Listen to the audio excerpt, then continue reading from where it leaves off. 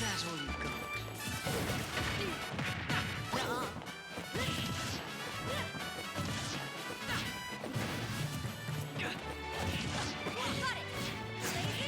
Where are you?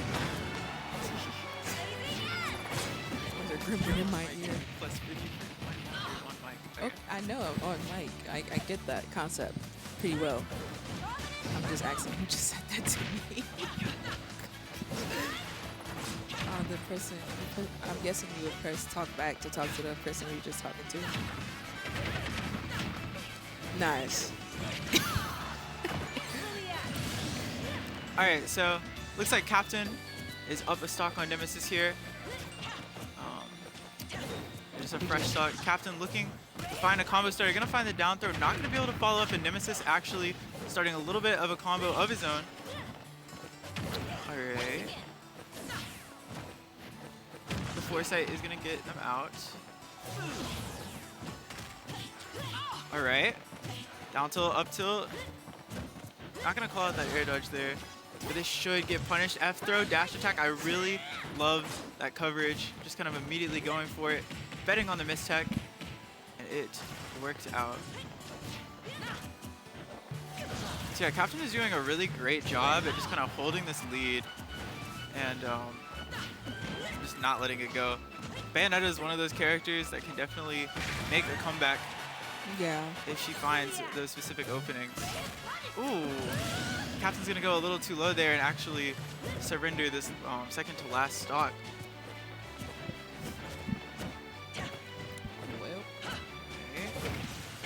Nemesis is gonna find a combo starter. Two witch twists into a fair 47%. This is in the realm of possibility for Nemesis, especially if they can hold on to the stock against this Pyra. So the thing about Pyra is that even though she'd be killing, it's kind of hard for her to find that hit if you just don't give it to her. And take off your coat. Oh my gosh, two queers. Just like barely any clothes on mine. My fault.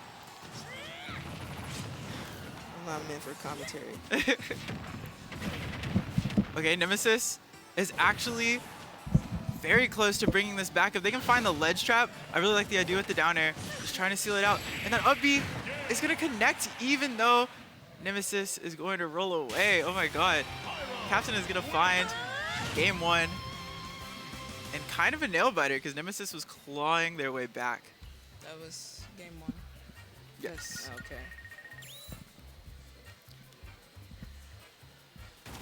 So who is who? I don't know people. That's Nemesis. Okay. Nemesis is on the left there. Alright. And Captain is on the right. Nice.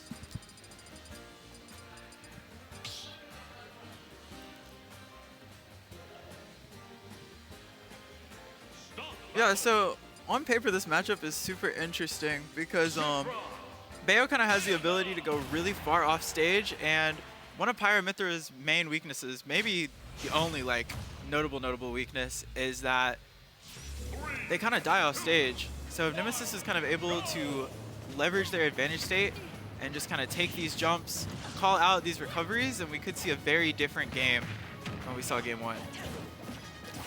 All right. I'm really loving this F throw. I'm a fan of Mythra F throw. I'm not a fan of many of the things that Mythra does because Mythra is Mythra.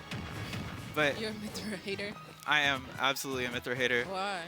Explain. She's broke. Oh, okay. Morally, money-wise. Yeah. I bet Mythra don't got no bans. That's what I'm saying. Understandable. Oh, I am so sorry.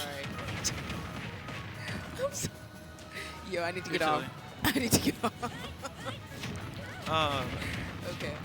Alright, Nemesis finding some really good damage on Captain. The issue here is really just going to be finding the kill.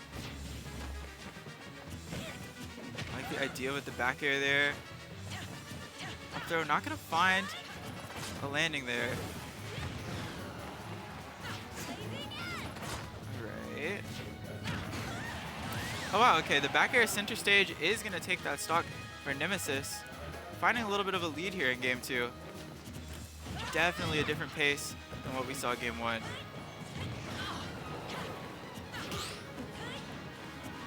Alright.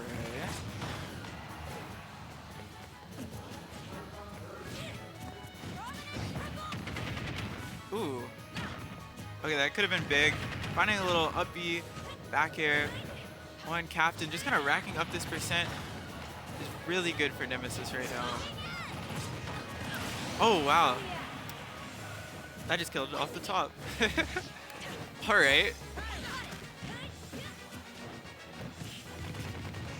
I don't know how I feel about this low percent Pyra. Nemesis is only at 17, so I don't know. Whenever Pyra comes out, I just feel like somebody is fishing for something. Yeah, we see that down air come out. It's not working out too well. That would be at a shield was really good.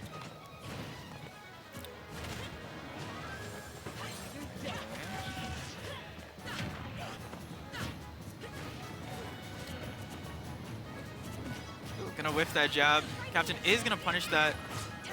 I'm trying to gain control back in this game. Really nice ledge trapping we're seeing from them right now. Okay. Oh. Okay. Yeah. Use that triple jump.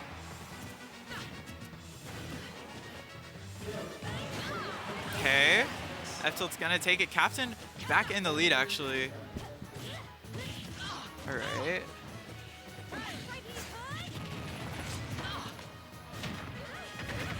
Yeah. So even though Nemesis is finding these little combinations, it just feels like Captain is so on their game with just finding these stocks. And it's just kind of felt like the Pyra show at this point. I mean, Mythra comes out and is doing a little bit, but Captain is kind of sticking to this Pyra, and it's honestly paying dividends. It's working out really well. Okay, that was about to be such a beautiful call out, but actually a punish coming out from Nemesis in the time that they needed it most. Oh my god, Captain was about to end that. That F smash was about to be so nasty. Okay, it's gonna be a huge combo starter from Nemesis. I love the way they're taking their time to find this opening, but Captain is gonna take it with the up B 2-0 over Nemesis. And the handshake. Ooh, we get Big Floppa and somebody else next. I don't know where my phone went for real. It's probably in my coat. Pocket. Yeah. It's Big Floppa and... Oh, Orpheus. Okay. So yeah, Big Floppa is a... You know what? Last I checked, Big Floppa played Min Min. That's Max. And Orpheus plays Rob. Rob. So, Min Min Rob is kind of one of those like matchups that's like really well known. We've seen a lot of it because at the very tippity top level, MK Leo was struggling really hard with Min Min, and that's why we saw him pick up a Rob. So, on paper, this matchup is pretty good for Rob. So we'll have to see what kind of counterplay Big Floppa is able to pull out in order to defeat this Rob, honestly. Orpheus is also a Xanadu regular. Comes to a lot of these. So it'll be very interesting to see how these two players fare against each other. They could have very well like played before. I Arrives. would not know. I like the name Floppa. I find that. I think it's cool. Floppa era. Floppa. Oh, they in Hard their, tag. They're in their Floppa era. Slay.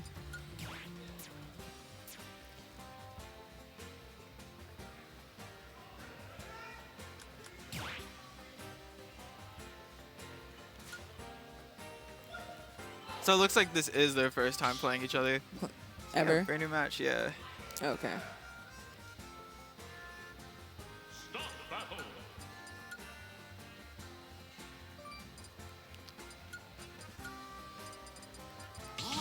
How would you prepare playing for somebody you may or may not know? What, like, how would I describe it?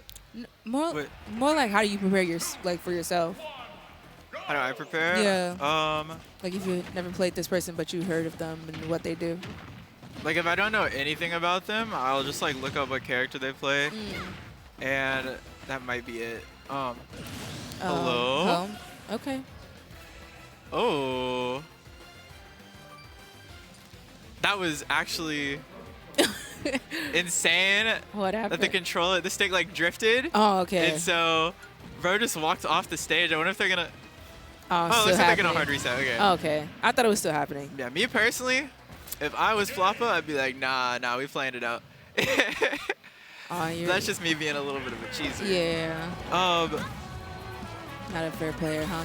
Yeah. But like, I don't know, depending on how much time I have to prep for the tournament, like, I'll do different things. So like, if it's a local, I'll just look up what character they play, if anything. Okay. But if it's like a big tournament, yeah, if it's a big tournament, you definitely have time to like look more stuff up. And see what characters they play. Yeah, like you can definitely watch like most players' VODs if they've been to like multiple tournaments, especially if they go to a tournament like Xanadu, where we have this great stream, great production, set to go up on YouTube. They're on Twitch too. Like, low key, if you go to Xanadu, then like people got VODs of you. I don't know. It's the Panopticon, like you're being watched. Yeah.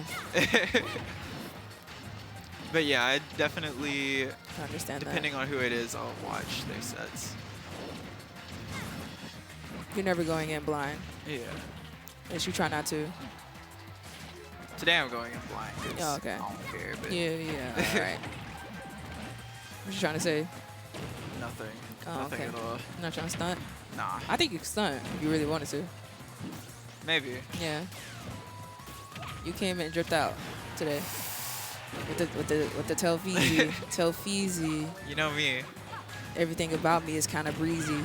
Okay. Well. You got to freestyle? Nah, I'm done. I just had that line on. I just had that line on. Big Floppa Anyway, kind of yeah, I was like, let's get back to these this. strings. Onto Oh, Orpheus. You're going to take the first stock with that megawatt. You know why? Because he's in his era. He really is, bro. That's my go, Big Floppa. Yeah. Gotta lock in. I feel like I said Big Floppa went to GW. Definitely goes to American, as the tag implies. Got that stock back? Yeah. Oh, that whiff to grab was so sad. I don't know if that was the iframes or if it was just a whiff, but one of the two things happened. Ooh. I don't know why I oohed at a gyro hitting at 0. Now, if the gyro was in his hand, it would have been a different story, but...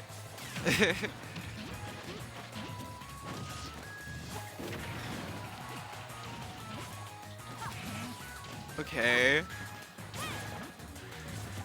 Usually getting like edge guard or ledge trapped as Rob isn't the biggest deal, because you have so much gas in the tank and you can go high and you can go low, but Big Floppa is actually going to find a kill off the side.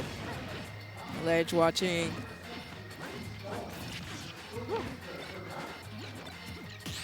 Yeah. Like the little gyro dribble from Orpheus. But they're going to need a little bit more than that if they want to defeat Big Floppa. Yeah, because he's in his era. I don't know. That's what I'm saying. No, like, you never know what you're going to get with Big Floppa, bro. That's what I'm saying. I don't know. Or if you need to... It's not me giving him a nickname. I'm so sorry. Need to lock in. Ooh. Well, that's the game. Yeah, Laser is going to take the first game.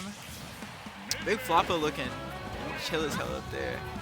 You got his like, jacket on. Yeah. Having a good time. Thumbs up. Oh, that was nice. My fault. He's emoting. Yeah, He's just like me. Yeah, Smash players. What I noticed, you guys love to emote. Oh yeah. I love it though. I locked in. I'm enjoying it. I'm enjoying the emotes. I didn't know we were playing Fortnite though. That's okay.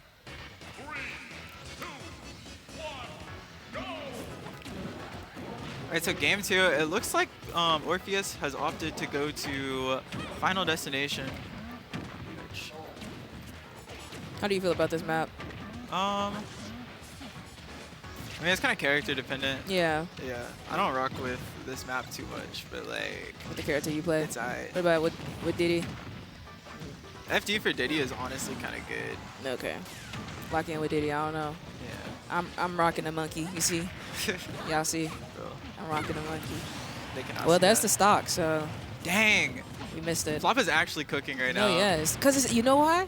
It's his era. I'm going to bring saying. that up again because, I don't know, I'm rocking with the name personally. I'm not gonna lie, I've seen this tag for like a year though. Oh, dang. Maybe it's just always his era though. That kind of goes hard. Exactly. That kind of goes hard. It's Let never me not his hate. era. Well, that's another... Yeah, Orpheus Yeah. is gonna find that edge guard. And that's the thing about Min. Doesn't have the best recovery. But honestly, when you're winning neutral this much and you're pushing advantage this hard, it's just so Yeah. difficult. Edge Oh my watching. god, no yeah. gas! No gas! That's what does it. No gas, no bans! You can't say that because I'm going to end up cursing. Huh? Because you continue the sentence and I'm going to be like, no what? You know? No. Well, I don't know, you gotta lock in. I don't know. I'm locked in. I'm not saying it. No curse words. No swears. 13, buddy. Yes, you're absolutely right. Oh my god, wait. What a great pickup from Orpheus. Actually, putting this game back in the realm of possibility. Let's see if we can make it back, though. That's been the problem. I love that landing there, actually. Ooh, wait. This could be a stock. Okay. Let me not get too ahead of myself. Yeah. My Slow ADHD down. brain just Slow down. Slow down, buddy. Orpheus do a little some. Ooh. But speaking No, of a little no, not some, close. this might be the end for Orpheus. Oh my god. Gonna make it back with no gas. No gas left. Really has to. Ooh. It's just so scary to be Rob in this situation. No gas in the tank. I don't even know how often I'm saying it's so scary to be Rob because usually you can make it back fine, but the way that Big Floppa is just holding this ledge, there's no way of no getting shot. back. Yeah, you're gone. No, yeah, it's over. You're gone. That's game. Actually, an edge guarding / ledge trapping masterclass from Yeah. Big Floppa walking Real off the easy. stage You know why? because he's in his era. Exactly. That's what I'm Because trying to he's in say. his He's era. in his era. Obviously. We Why look else? slay. We do look slay. Anyways, I gotta go play my set. you gotta go play your set. That means I'm also leaving because I'm scared. And I've never done this Bro. before. I'm scared out of my mind. Well, that'll do it. I see you, Anonymous Badger, in the chat. Let's go, AU. They cooked an A with that. I don't know.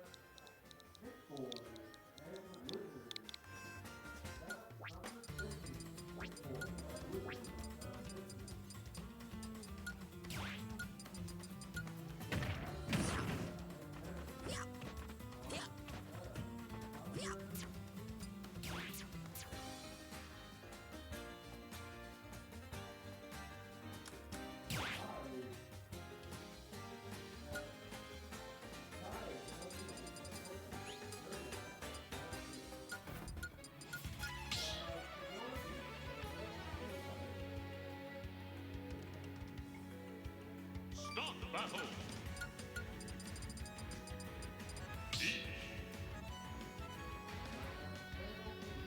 Zelda.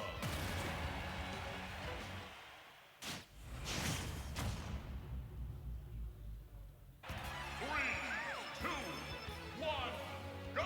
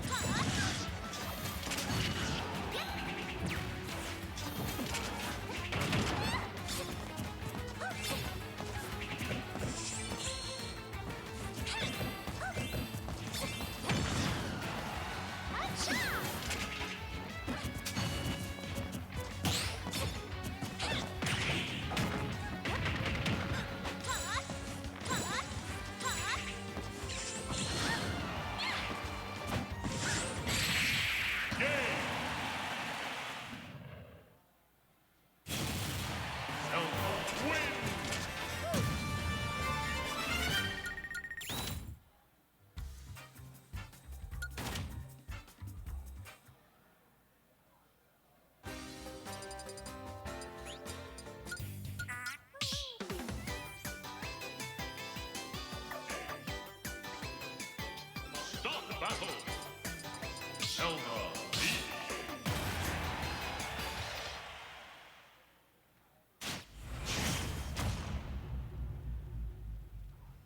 3, 2, 1, go!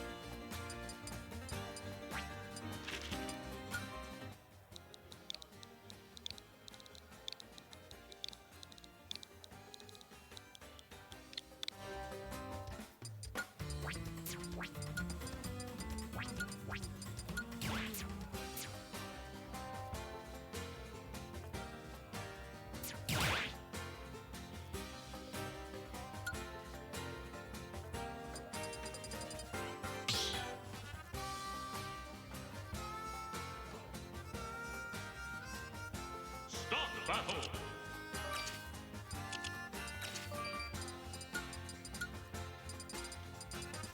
Parry.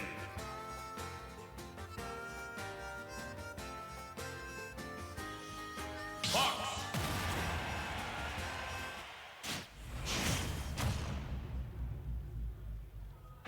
3, 2, 1, go!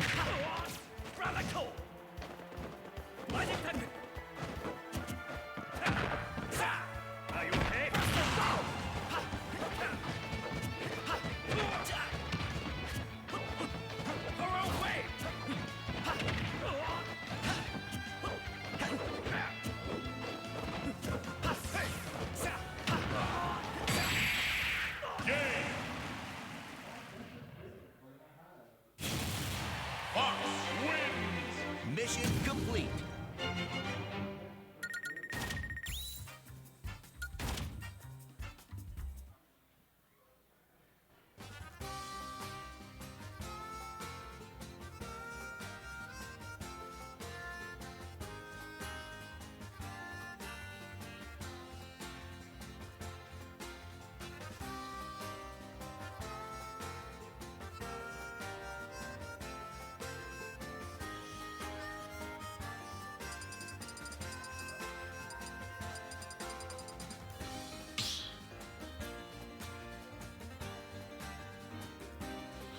What is going on, everybody? It's just Rav hopping on in the middle of the set. Very unprofessional.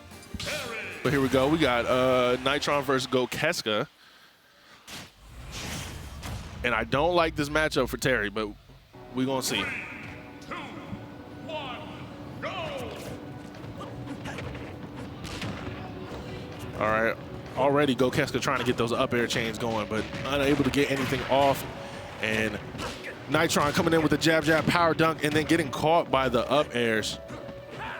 That air dodge down was a little scary, but able to get out of it. The damage on Terry's already got his go meter. I didn't think that was going to snap. But let's see what Nitron does with this go meter. It's looking like, oh, he goes for the power dunk. I thought he was going to get something on that ledge, and here we go. That's it, baby. Not the stock, but that's going to be crazy damage for Fox there, and Fox is super light, so another one of those. Oh, that definitely was a misinput. But the back air taking that stock. Terry on the board, Nitron on the board here. Ooh. Oh, what a snipe from gokeska, going low to get that power dunk. I love that approach. Even stocks here, and Crackshoot going right over Fox. He's so small.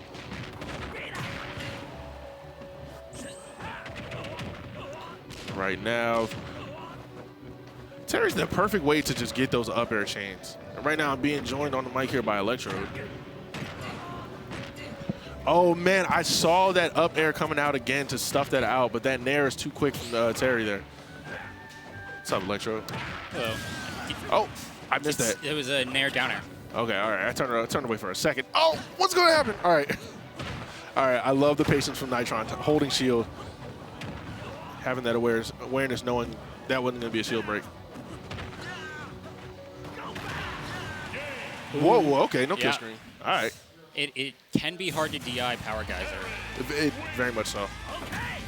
All right, I was just saying how I didn't like this matchup for Terry, but Nitron really knows how to pilot that character. I'd say that it's definitely tricky for Terry in neutral, but Terry's just much more explosive than Fox. You think so? I guess you're right. Yeah. Yeah, I think agree. so. I agree. Like, not that Fox can't be explosive, but yeah. Terry is Terry. Terry is Terry. You're especially absolutely right. with Go. All right, here we are on Battlefield. I like this stage pick for Nitron. Definitely gonna get some up E sharks through those plats there. And going for the crack shoot. One of the things I noticed about this matchup, Fox is tiny. That crack shoot goes right over his head. Oh, yeah. Especially if he goes off stage, because then he just falls. All right, going for the, and I love the grab out of that dare combo, or that attempted dare combo. Okay, gokeska kind of just backing completely off. I thought like a F smash was gonna come or something. That's a super high up B, and no punish from gokeska. I know they're upset about that one.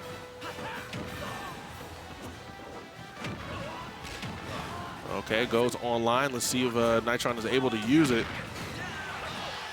What a trade. Yeah, but he doesn't have a jump, so. What a trade. Yeah. Unfortunate. All right, even stocks.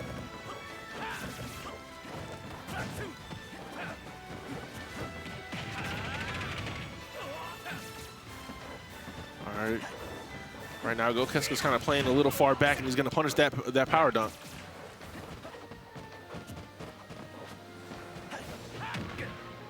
Both players kind of playing very patient, both knowing that whoever messes whiffs first is going to get exploded.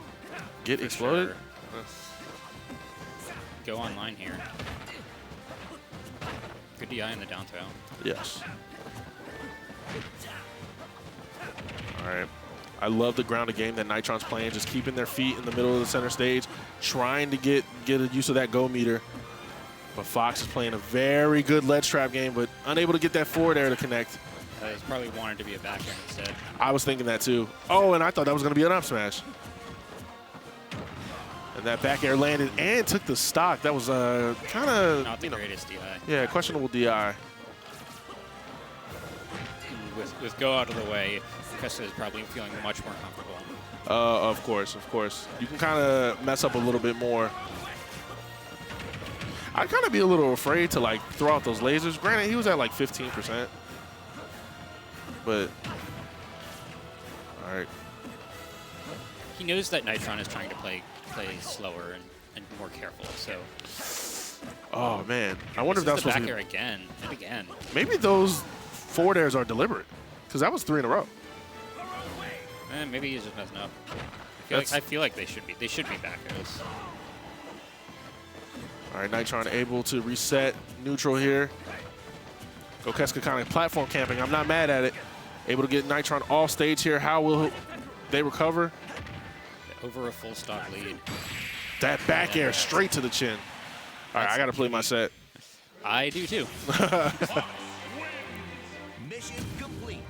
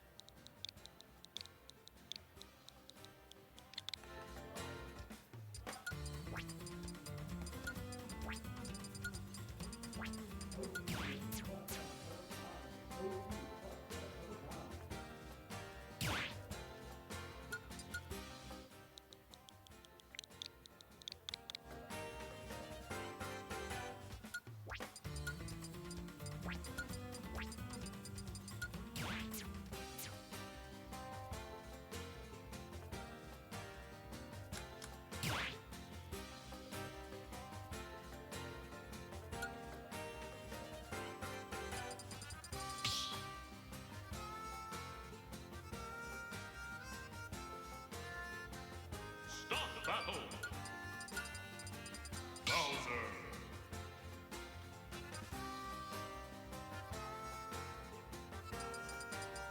Zero success.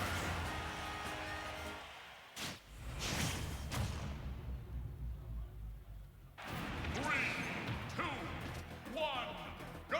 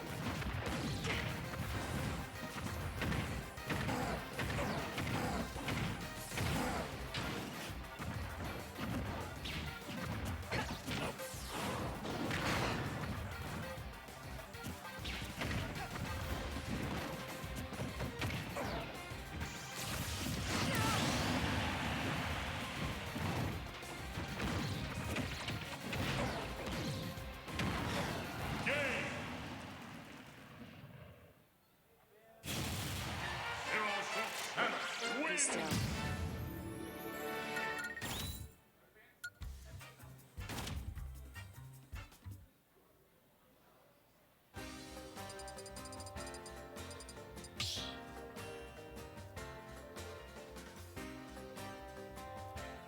Start the battle. Zero Suit Samus. Bowser.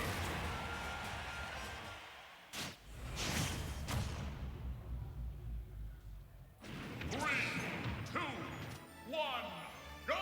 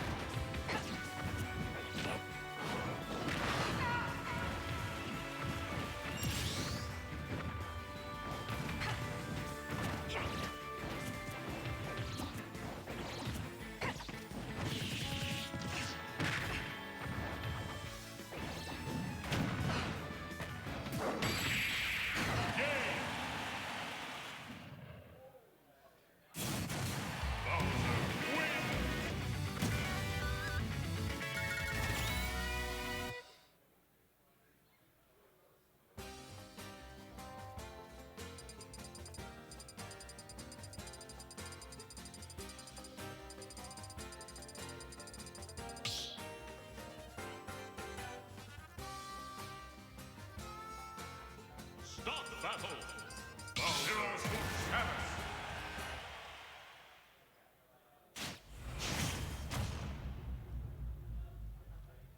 3, 2, 1, go!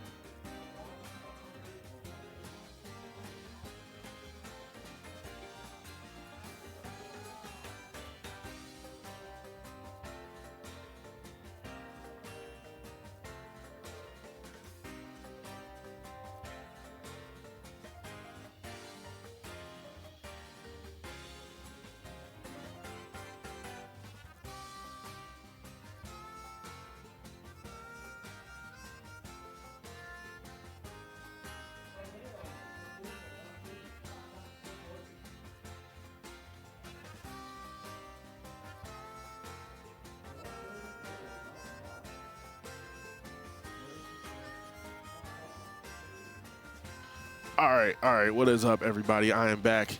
We got Leading Luminary versus Avail up next. Leading Luminary being a homie of mine. Avail being a bracket demon of mine. Of Just Rav. That's, by the way, couldn't tell by my voice.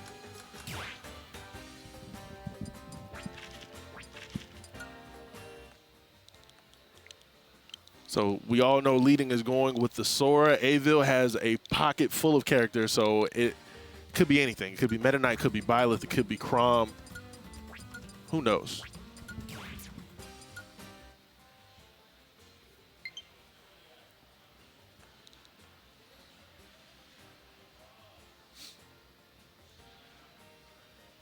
Pull up chat for a second. How's everybody doing in chat? Hold up. I'm pulling it up now.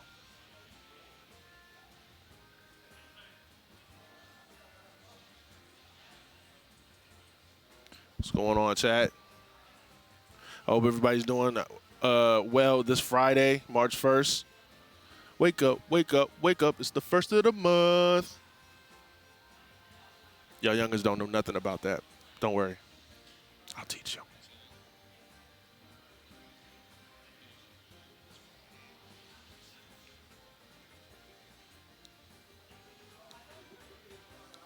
All right, they need to hurry this up. The crazy thing is, right, so today is my friend's birthday, right? And we all agreed to meet up at 8 o'clock, right? We all, yeah, I am showing my age. Anyway, we all agreed to meet up at 8 o'clock. It is 8:41 and I'm still here. And it's a 30-minute drive. I'm such a bad friend. I need to hurry up and get knocked. The second I get knocked out of bracket, I'm gonna head out. But I have to commentate Leading Luminary set, and I also love commentating Avail sets. They always got great sets. So don't want to miss this one.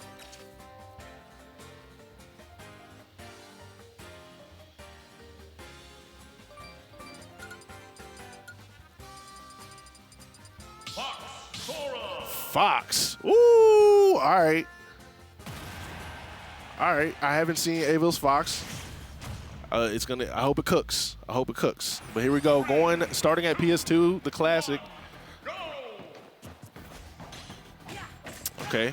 I think a little misinput shine there. Or they were expecting the fireball. I'm not mad at that shine, actually. I take it back what I just said about the misinput. All right, Avail on Sora. Not allowing Leading to get any footing. But able to nair their way back on the stage just to get caught with a rapid dash. Or rapid jab, excuse me. Oh, good up B there to get out of that combo that Avail was cooking there. And then getting caught with the illusion there to back air. Oh, I love the fact that Avail was trying to get that to spike through the stage, but that's scary because Sora has that disjoint. It's going to poke you through the stage every single time. So I hope, and that's going to be a dash attack to up smash. I'm sorry, that was a nair. Sour spot there. All right, I saw Leading trying to up B out of that again. Able to Sonic. What is that move called? Sonic Boom? I forgot what that move's called. Side B their way onto stage and then get the stock with the up smash. All right, 2 stocks apiece, 40% on Sora. Sora not being the heaviest character in the world, so this is a pretty good lead for Avail. And yeah, Avail really knows how to pilot this character because they are not letting Leading get any type of comfort on stage. And again, with the nair combos, it's going to be a tough time for Sora to land. Sora being so floaty, you're a perfect combo food for them up airs. I thought an up smash was cooking. Okay, all right. A little too soon.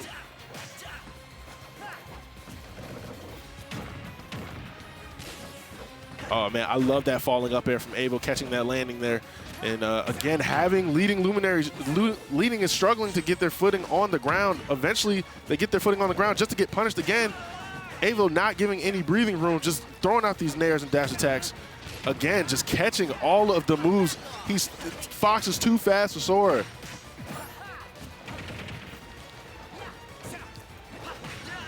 All right, that up tilt catching that landing attack there. Good stuff from Leading Luminary.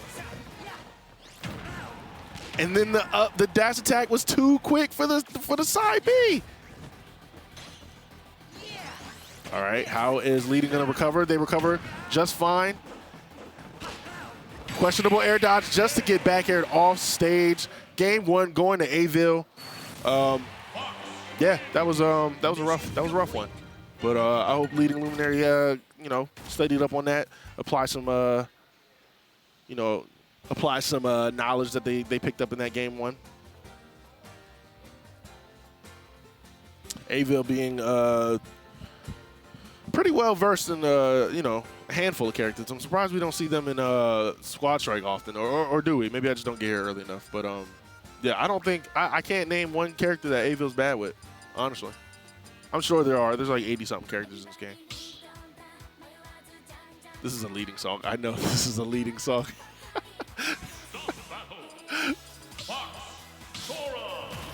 All right, leading. You can't with the music counter pick. You can't fail me now. And I think it was what, small battlefield? Yep, small battlefield. Here we are.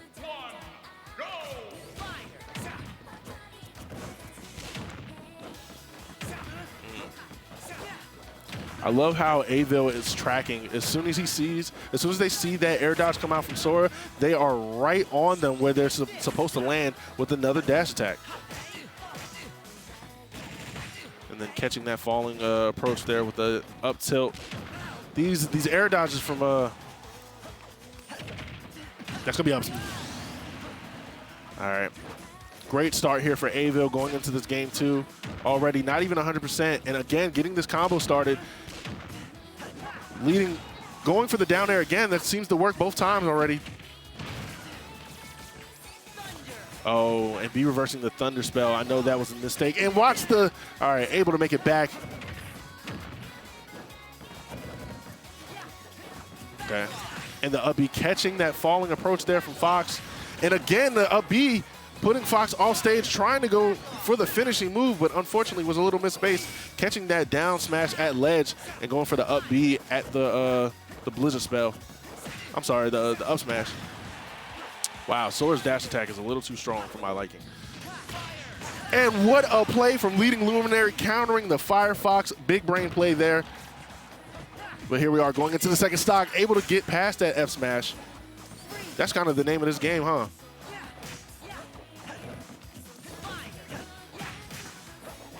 Fox's buttons are so fast that if you whiff something with Fox, you still have time to throw out another move. This character is ridiculous. Everybody should main Fox. He's so good.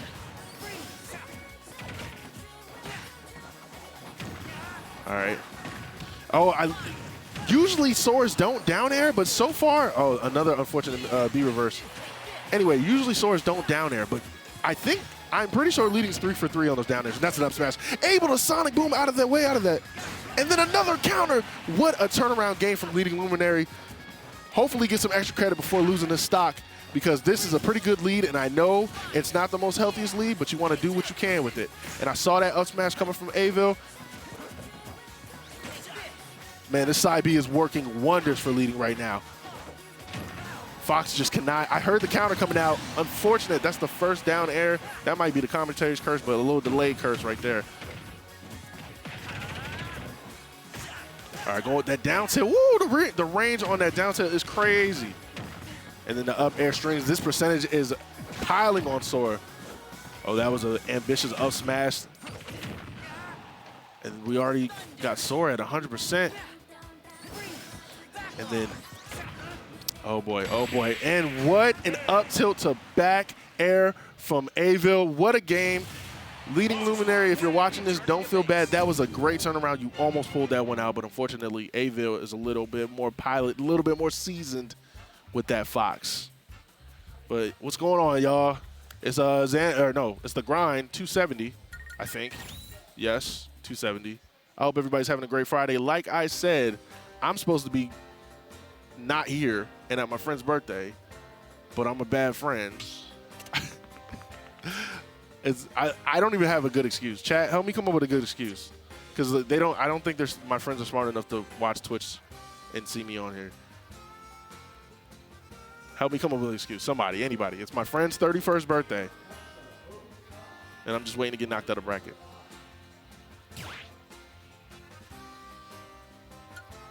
Nobody? Nobody's got anything?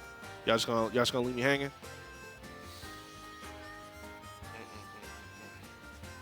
Anyway, looks like we got Nick District versus gokeska. Another Fox on stream. We love to see it.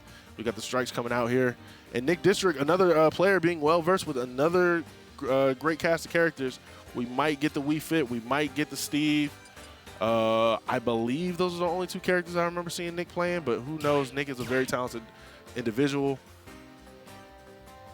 They just went random. They just went random stages. Oh, that was an accident. Okay, all right. That was an accident.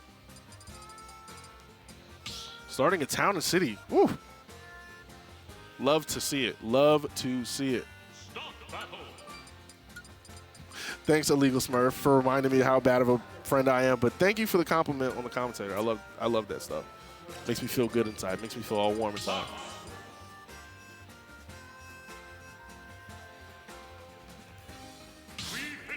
All right, we're getting the Wii Fit. Let's go.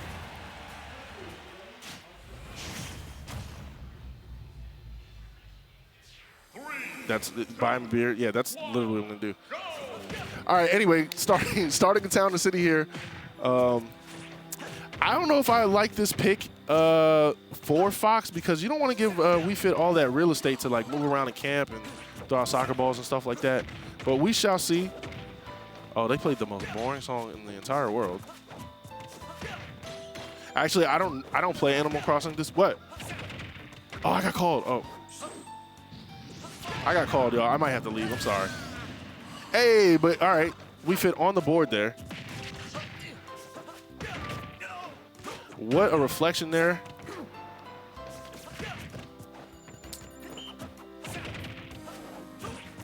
All right. Man, these up tilt scoop like ice cream at Baskin Robbins. What a move. Oh, man, great roll from Ledge there to get away from that dash attack from, I was about to say this Wolf. That skin really messed me up. Oh, man, up tilt the back air. Great combo from gokeska. Gokeska on the board there, 44%. This is, Fox is a light character, so this is not the best percentage you want to be at, but, you know, especially Wii Fit with deep breathing, hits like a truck. All right, up tilt, up tilt. Able to get out of it with that great air dodge. And again, the combos keep piling on from gokeska, but Nick District able to get out of it. And oh, somebody had a spike. I think that was Wii Fit that had that spike. All right, deep breathing's on deck. That was very brave of Nick to go off for that deep breathing. Another spike. Yeah, that was definitely Wii Fit that first time. All right, I love the patience from gokeska. Going for the up air, unfortunately wasn't quick enough. And the back air landing, putting Wii Fit in a bad spot or a good spot because Wii Fit's want to plank. Great tomahawk grab. And a down smash to catch the jump from Ledge. Great play from gokeska. Definitely turning this game around because it wasn't looking too well. And the stock being taken away. Even game. Look at the percent. What? Hey, yo. 52 out of. That was like 2 hits. All right, man. gokeska is throwing the damage on. Nick District just cannot find their footing. I'd be panicking right now if I was Nick. Look at that. Okay. I feel an up smash coming. I feel an up smash coming. Nick is doing a very good job of kind of keeping their distance and not allowing Fox to get that dash. Ooh, what a run-up smash. Unfortunately, Nick smelled that one coming a mile away. And a back air sending him off stage, able to make it back. And then the up air putting Fox in a bad spot. I was so confused for a second. All right, Wii Fit. I thought the back air came. I thought that was a trade. All right, okay, I'm sorry. There we go. Wii Fit. Hold on, I think I got called. Let me check bracket real quick.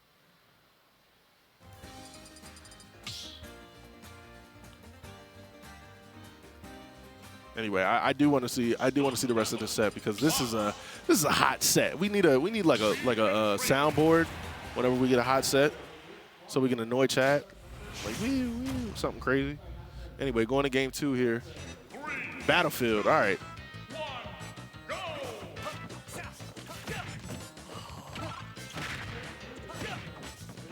All right. I definitely got called. But anyway, I'm going to finish this at least this game too. But right now, a quick 41% on gokeska. Finally answering back with a dash attack of their own.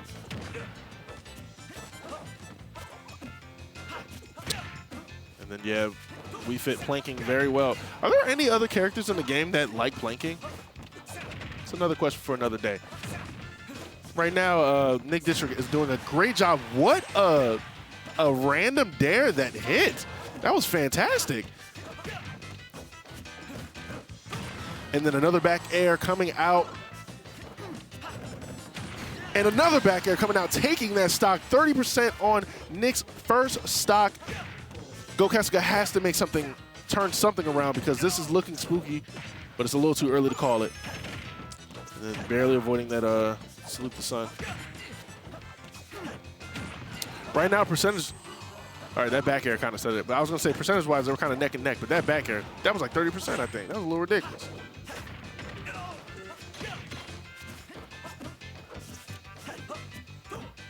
Okay. Oh, the patience, the stare down. And then another back air coming from. That up air is a little disjointed, I believe, because it kind of clanked through, or not clanked, it kind of sharked through the platform there. Oh, unfortunate for gokeska, that down smash not. And a back air. What? Nick District is running away with this set. We need a stray back air. Hey, yo. I think I'm being joined on the mic here.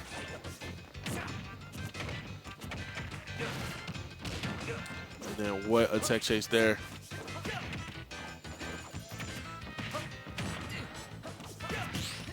All right, right now, Nick District's kind of keeping their distance away from Fox, and as you should.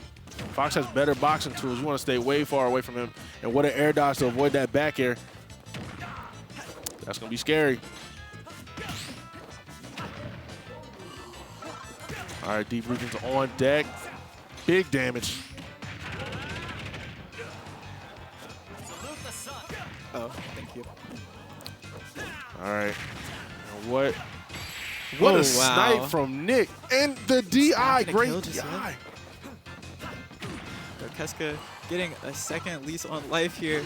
Oh, yeah. I don't know how long it's going to last with this deep breathing and Nick just zooming around the stage. Ooh. That was crazy. That was crazy. Had that hit, though. He was cooking something right there. Yeah, he was. Oh, and another one. Oh, the DI. I saw gokeska kind of shake their head like, all right, it's GG's, but nah, it's not over until we see game. What Oh, wow. Oh, yeah.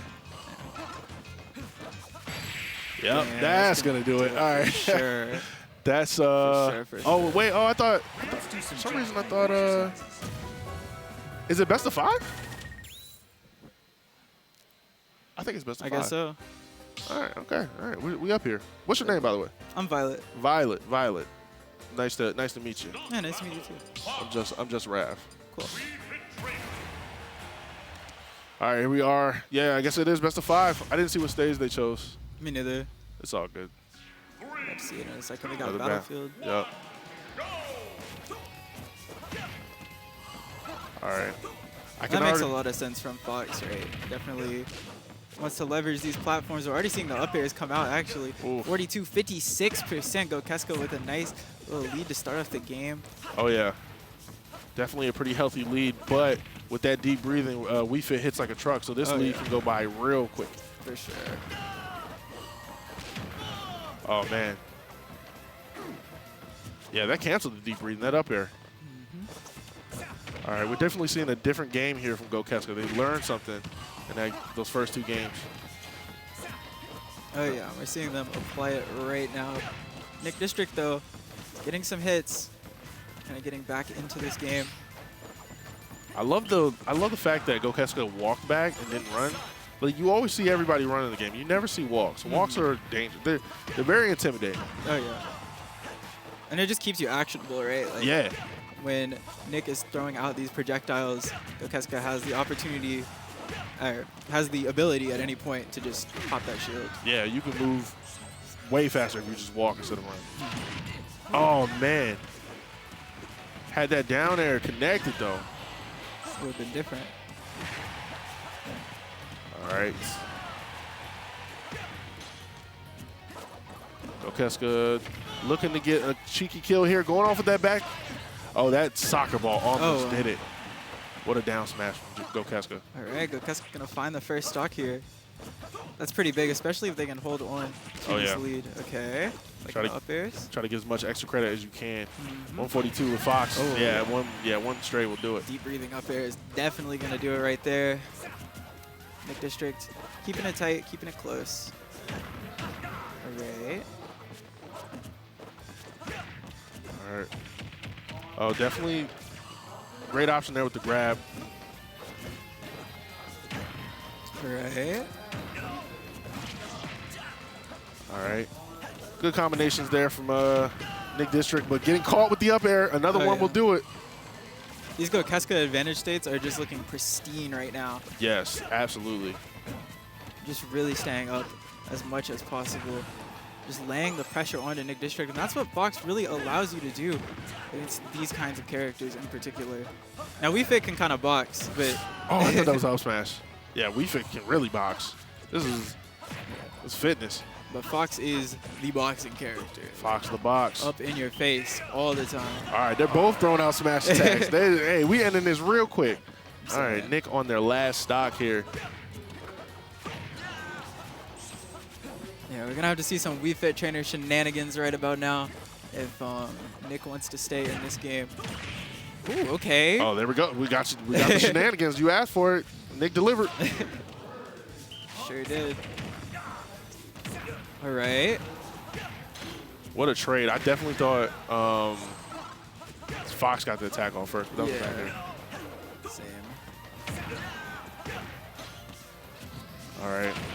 And finally, Nick closing out that stock at 57% with the untechable.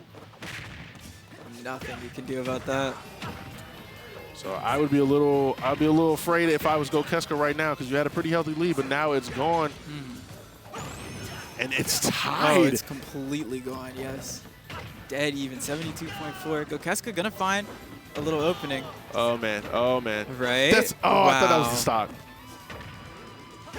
All right. You got to play you have to play perfect if you want this game, Gokeska. And This is so scary. yeah. Okay. Beautiful illusion back to stage here. And But that's- the fair is gonna take it. Wow. That's the game. Oh, my goodness. That's crazy. All right. I got called. I got to go. All right. Great commentating with me. It was fun. Yeah, so we kind of saw like the kind of like balance between Fox being super lightweight and also just deep breathing being super strong, right? So it was like, I wasn't expecting just to see a kill off a raw hit there, but I really should have been, you know? That's just what happens in that matchup. I don't know who we're going to have up next on stream, but I could find out. Let me hop on my phone real quick and figure out who we about to see. I'm hearing sets being called, but not to the stream. Ooh, we got SLASHY versus Avail. Kind of a hot set. We got me, Brawler versus whoever Avail decides to play. Bro has like 12 characters, I swear. He's always doing something.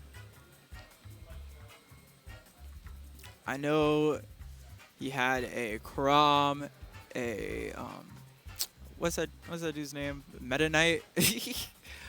I was seeing a Roy earlier today. I don't know if that was just like an early bird bracket kind of vibe or if he's actually just gonna stick that one out.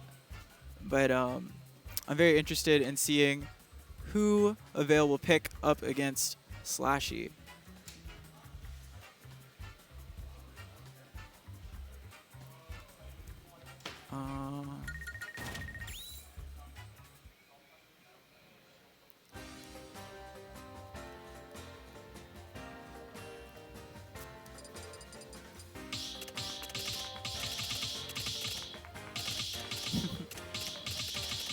Yeah, so Very much looking forward to see what happens in this set.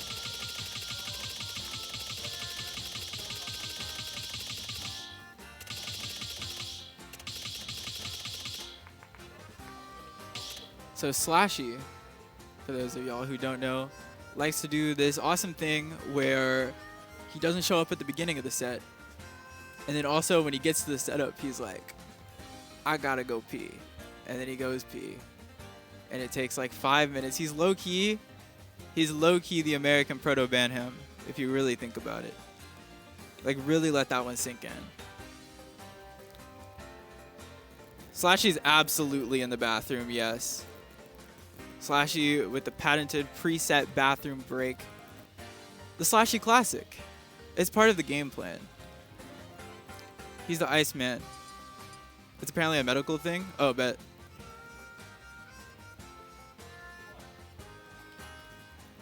Shout out to SLASHY for washing his hands after he goes to the bathroom.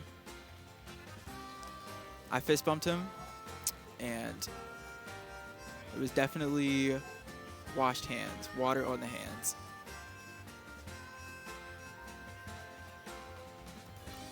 He has Crohn's? Okay. And then he's like the American tweak. Don't think about that one too hard. Why do people who have Crohn's, like, why are they cracked at Smash? Like, there has to be a correlation. We got Tweak, we got SLASHY. That's a data set of 2 players who have Crohn's and are nasty at the game. So there's obviously something going on. We can extrapolate this data. Anyways, it looks like they're sitting down to play. We are going to see the Avail Roy. Very, very cool.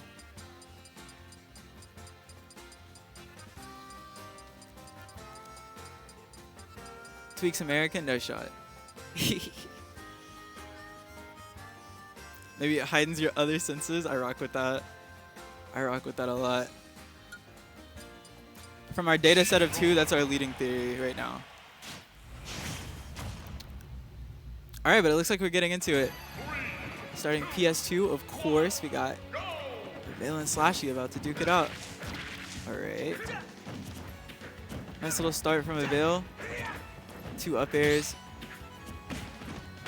I don't really know how this matchup goes, but I mean, I would assume Roy with the sword, like, you know, that should be pretty good against Brawler. But the thing is, you know, Roy has this sweet spot on the inner part of the sword, which means that a lot of the out of shield that SLASHY is going to be doing is just going to work, right? So I'm definitely looking forward to seeing if he kind of leverages his shield right here.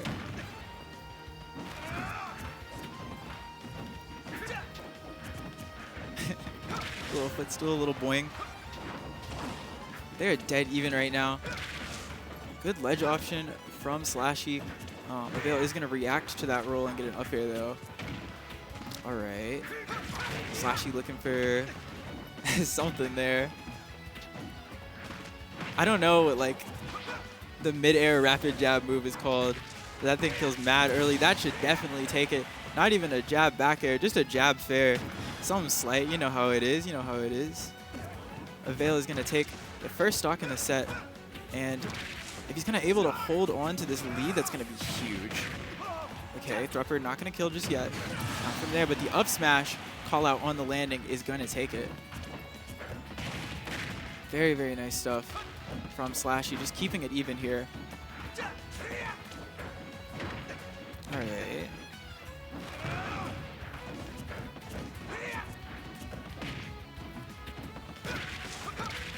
All right, up air, bear. I'm really loving these strings from Avail. Just kind of knowing when to push the advantage state. Oh, on this me Brawler. All right. Like the idea from SLASHY with the down smash, not gonna find it. As Avail is gonna tech roll out.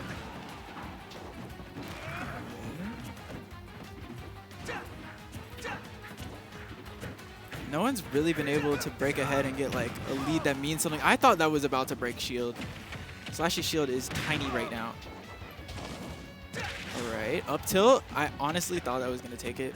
With SLASHY holding on Only 102. Avail's stock is not long for this world, to be honest, and the Thrupper from the bottom of the stage is going to take it. Flashing Mach Punch, that is what it's called. Thank you, thank you. All right. Thrupper to start the stock off. SLASHY with the lead. Actually evil. Actually the most evil player in A. Alright. Bill is going to find that up tilt, but 90%, it might be too little too late. Going to have to find a really big combination at 10% here. Okay. I like the double edge dance one. I was rocking with it. Didn't find anything off of it, but it's looking a little mixy, you know? Alright. Right, that Nair is most definitely going to take it. SLASHY going up 1-0 in the set. Nice stuff, nice stuff. It seemed very back and forth, so I don't know if we're going to see a character switch from Avail. I don't know if he's completely locked in on this Roy or if he still kind of juggles characters around. But honestly, I think the Roy was a good pick, and I think just with these slight adjustments, he can definitely make it go the distance. Yeah, and it looks like we are sticking Roy. 3, 2, 1, go!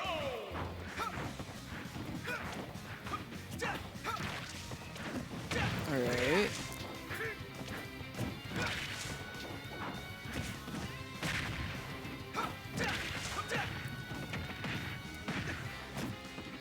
Double up tilt, not gonna find anything off of it. Okay. I love that down tilt back air. Some good damage being racked up on both sides, but SLASHY is kind of breaking ahead now with these little 1-2s that he's finding. Beautiful, beautiful shot put right there from SLASHY, and that Thrupper reverse is gonna take it. Very nice stuff. Let's see what Avail can do to take this stock. Double edge dance, not gonna kill, but is going to give them a nice little advantage state. Ledge trap opportunity, okay.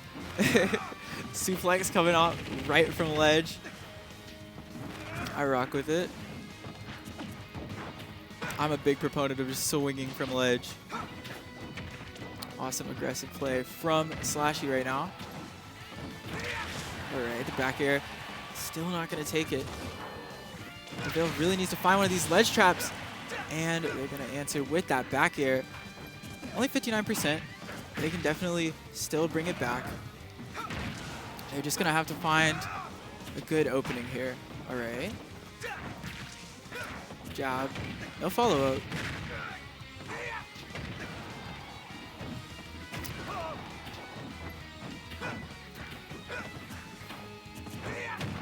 Oh, okay. Yeah, that back air is gonna get punished by SLASHY out of shield. And now this lead is looking kind of nasty. Like, I don't know how I don't know how you come back from this. But if there's a character to do it, it just might be Roy.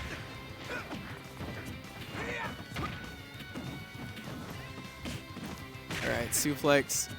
Suplex is such a tilting move. Just the animation, the amount of time it takes. I don't know, getting command grabbed in your favorite game is just a humbling experience, to be honest. All right. Okay. Nice edge guard from SLASHY, or no, not from SLASHY. Nice edge guard on SLASHY. Avail gonna get the noodle hitbox of fair. It's gonna be enough to do it. And this seems so hard to recover from. I think we're just dead here. And SLASHY's gonna go up 2-0.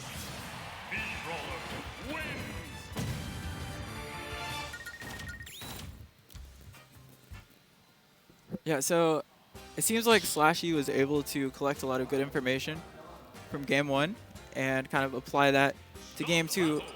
And he kind of got a really good lead on game 2 and just did not let go. I have a redemption match, so I'm about to switch off. Oh, you have a redemption match? Oh, perfect. Okay, I'll go ahead and cast this then.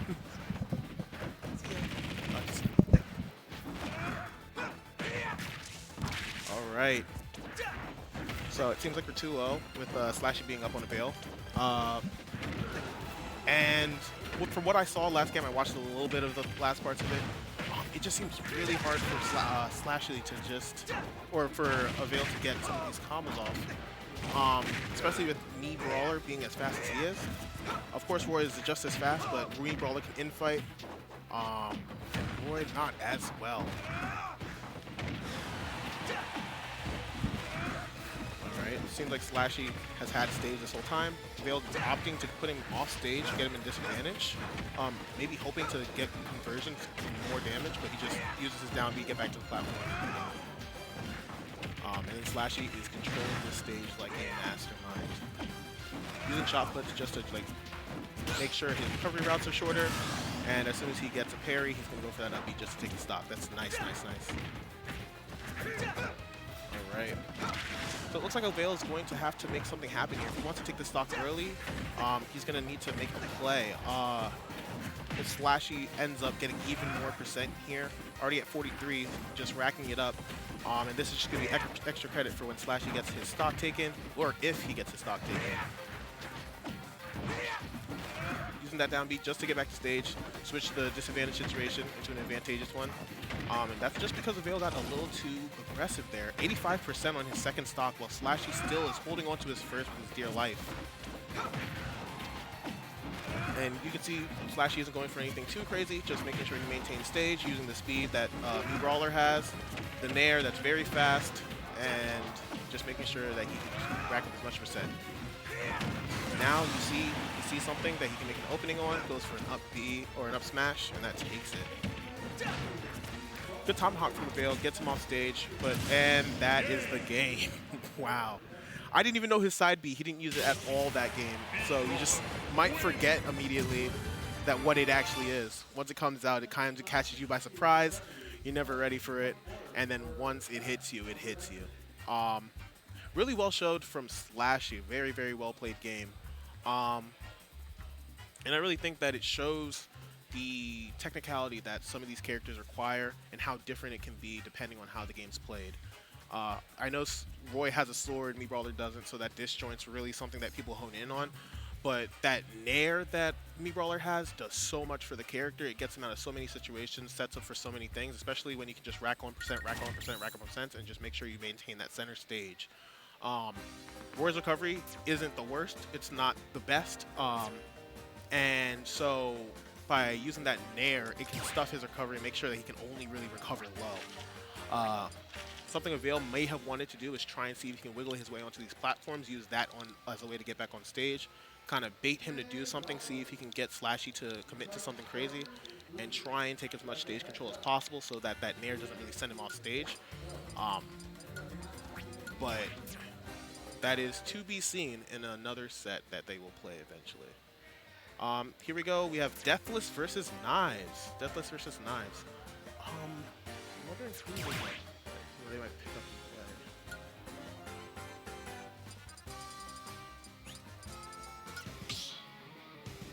Now Steven. Interesting choice. Very interesting choice. Why battle Steven? Of all songs that you could play on PS2? I don't know. Maybe I'm a hater. I might be a hater. That's just all.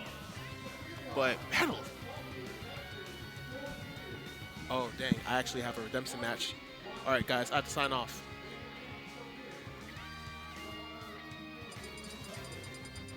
Joker.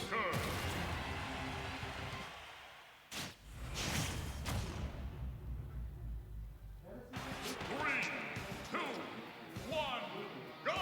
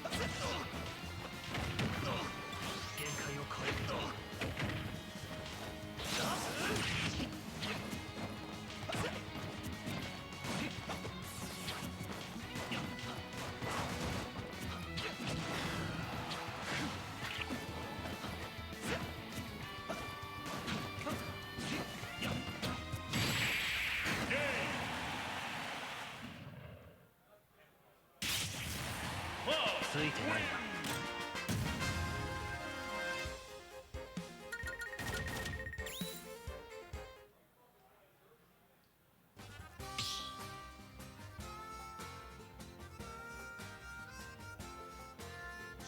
battle. Joker. Club.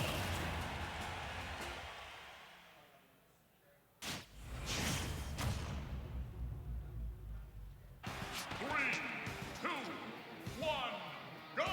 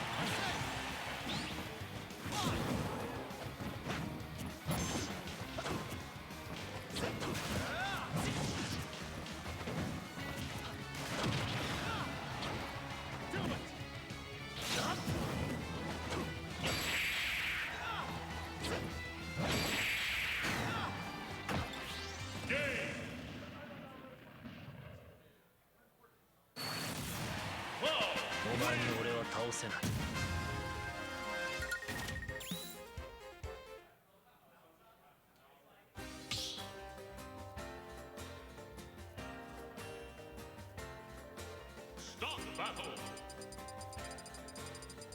Joker.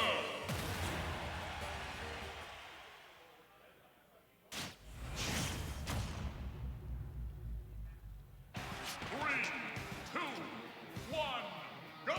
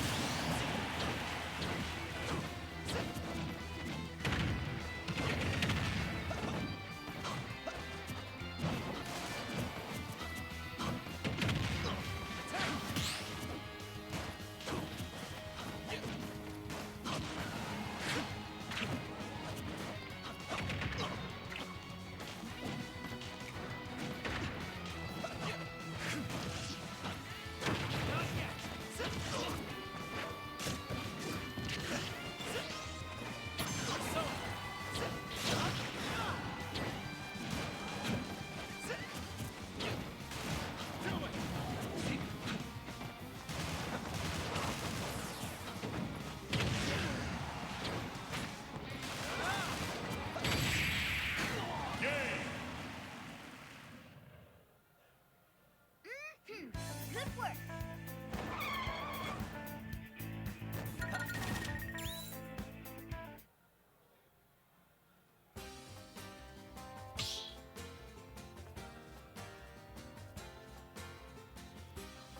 Stop battle. Joker. Club.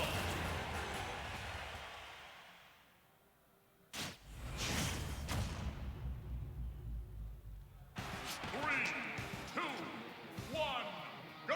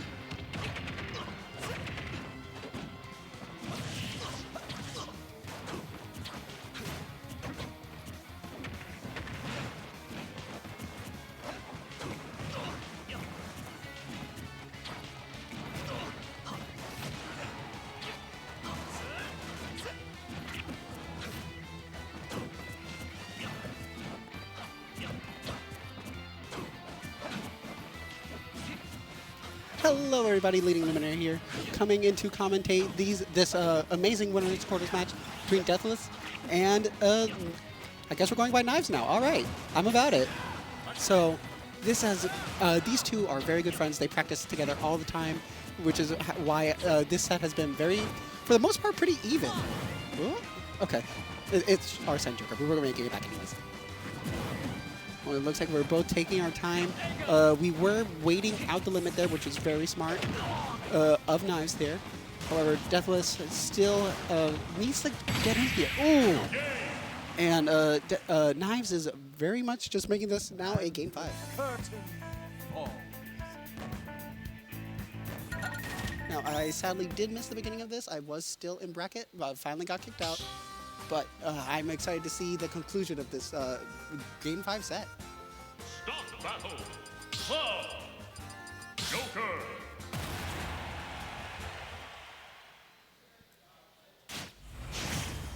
It's always a shame whenever you have to take the homie out of winners and into losers. 1, go!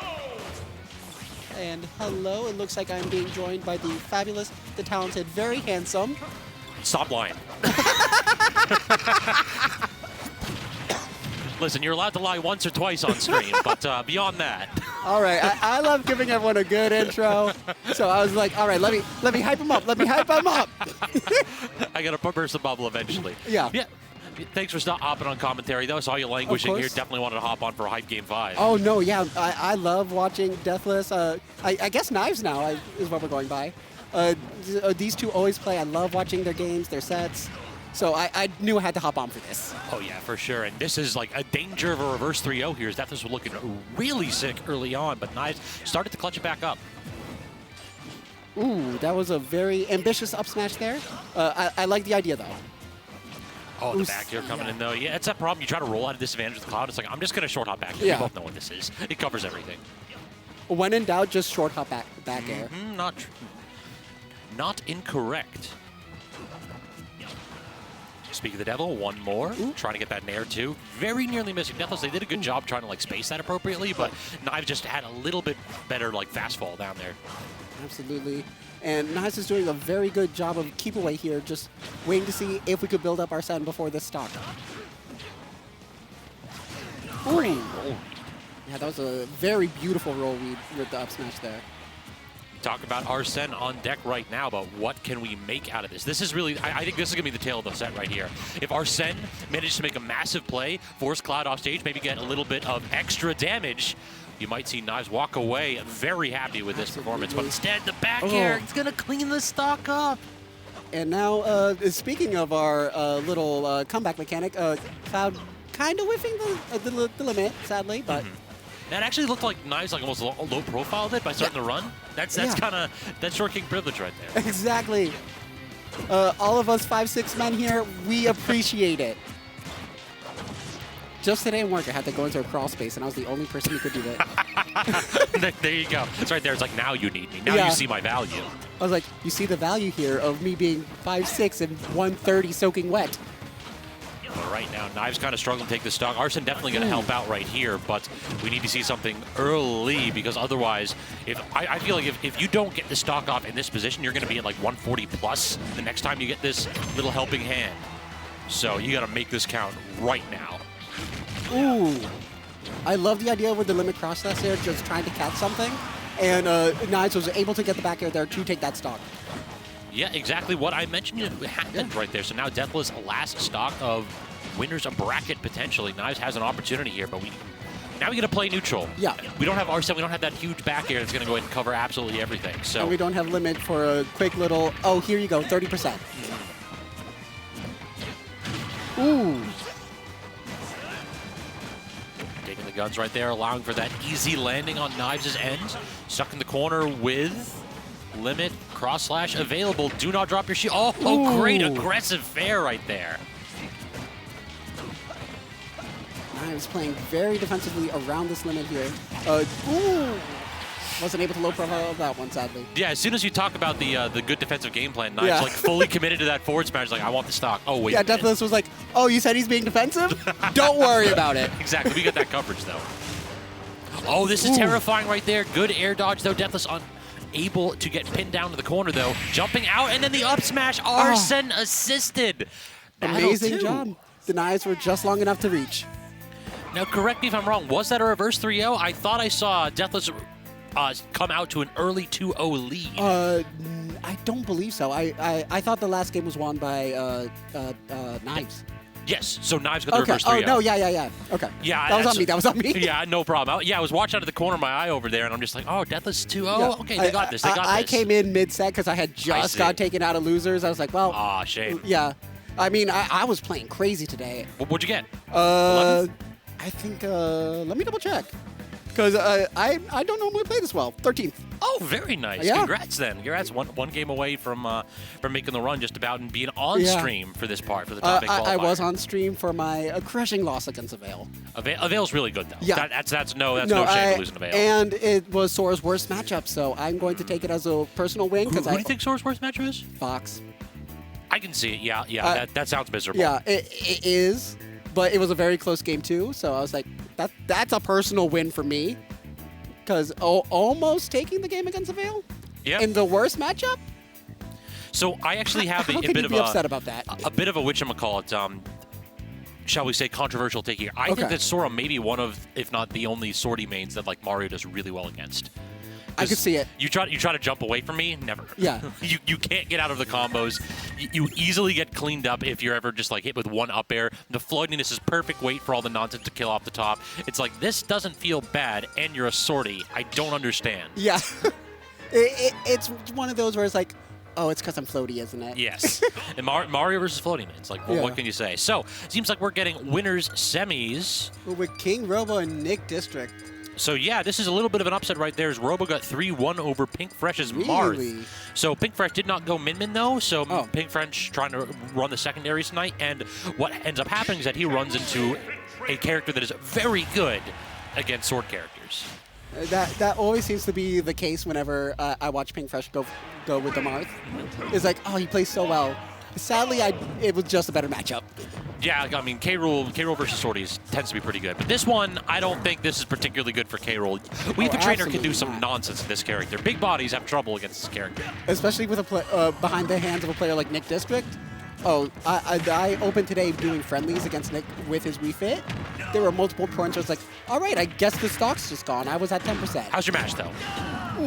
Ooh, actually good DI, though, right there. So we didn't get the full charge because Nick's mash was on point with the berry. So instead, you just DI that out and make sure that you end up surviving. Good recognition from Nick what to do in the clutch situation.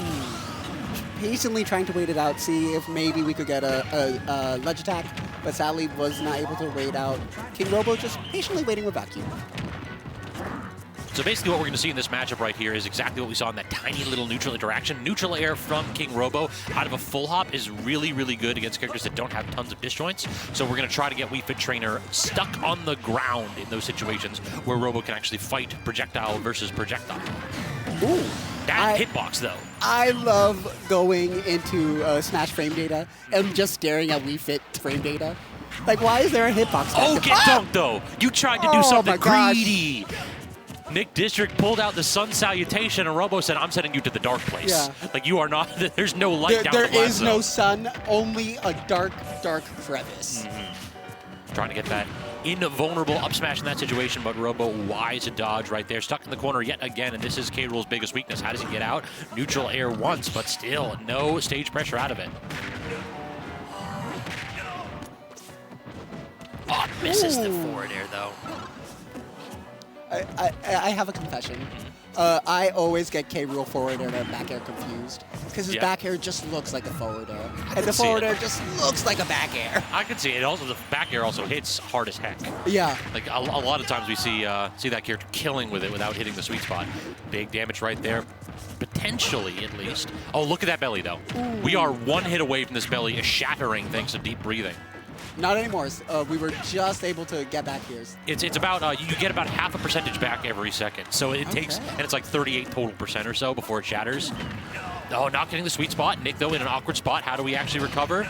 Neutral air yet again continuing to clank with Robo's hitboxes and unable to make it back. Even with a little bit of deep breathing assisted recovery, Nick District unable to make that one. That was amazing edge guarding there by KingRoBo, well aware of his privilege with the armor. I mean, if you got to flaunt it. Exactly. You got that big old belly, let him know. Sakurai gave you so many good things. Use them. But he gave K. Rool a few good things. Good things. Let's hold back on the so many. I may be a little too optimistic whenever I talk about things, like when I was introducing you.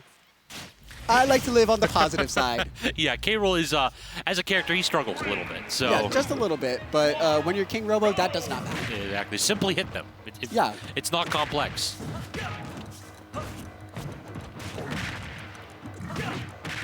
So using these projectiles too to also make it a little bit, you're not going to win against Wii Fit Trainer's camp game, but you can at least be competitive. Yeah. You can trade %, and if you're trading like 2 to 1, K. Rool's winning. He's a bigger character.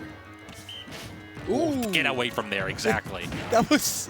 I love Wii Fit Trainer jump scares. Yeah. Of, oh, we're going to go for something a little crazy here. That crown kind of bailed Robo out right there. That Nick District got clipped by that. That was terrifying. Oh, However, you thought the crown it's his wasn't turn safe. to use the crown. Yeah, like I'm mad that like every character in the game is better than K. Rool with his own crown. Rolling up, but not going to get clipped with that back air. So solid damage for Robo. It actually gets stuck in the crown pickup animation right there, and good punish from Nick to regain stage control. Even game, by the way. Amazing parry into the grab there to keep KingRoBo back in disadvantage. Okay, he tried to neutral air the soccer ball. Like, I respect it, but you die for it. Yeah. Sometimes you just need to try it. Like, maybe it'll work. Yeah, you try to use the armor in that situation, but the problem is if you miss, you get put into that spot where, hey, I don't have a double jump no more. Oh, no. It's like, oh, well, no. We tried. Which I will always respect. I will always respect trying it. You had an idea, you thought it. I was like, I could execute it. Just maybe next time you'll execute it. True. Probably going to use a little bit of an inhale shenanigan right here. No, instead going for the pivot grabs, a little bit of a mix-up right there on Robo's end of the corner. And really, we're seeing Nick District do precisely what he needs to do to punish this K. Rool. He's being passive-aggressive. Yeah. He's waiting for K. Rool to swing and then punishing the whiff. Especially with frame data like K. Rools, you just need to punish any whiffs against him. Yeah, exactly. Recover with the Sun Salutation. Projectiles out, inhale, fall through the platform, of course. We know these shenanigans if you cover roll distance. Robo's got that every day of the week.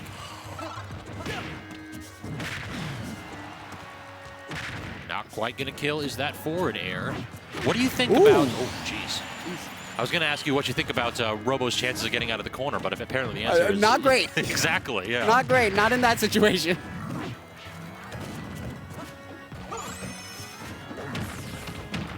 It looked like Nick was trying to go for maybe a down air there, but just getting caught by the K. Rool fail. K. Rool's aerials are just generally good. Like his forward air and neutral air are both incredibly solid tools. Speaking of solid tools, that dash grab, and then calling out the no match from Nick. Nick got away with it in the last time, but Robo respected it and went for the up tilt instead of like a dash attack or a forward smash. 2 times in a row, though, you got to mix up your options. Shoot him up. Oh, you're a coward, Robo. Every time K. Rool shoot him over the shoulder, I'm sitting there like, shoot him up and then try to kill him. To the skies. To the Cheese skies. him. Exactly.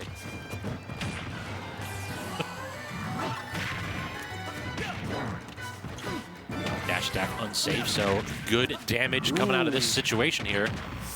Getting the berry and calling out that mashing into an up smash. That was a beautiful display by Ned. In addition, I don't know if you saw right there, but we saw another one of those janky Wii Fit Trainer hitboxes where the jab clanked with returning crown. So like Robo had the right idea where you toss out crown and it makes you safe, but the problem is that Wii Fit Trainer's hitboxes, sometimes they're behind the character for reasons. It's fun. I used to be a big yoga person back in high school, back in college. The amount of times I've been smacked by someone trying a new pose. So it's canonically understand. correct. It's canonically correct. I respect that then. Nick patiently just waiting on the ledge just to see what KingRoBo wants to, which projectile KingRoBo wants to go for first here to try and catch him. Ooh, great weight right there with the rising full hop. Up throw, 20 plus damage, strong move.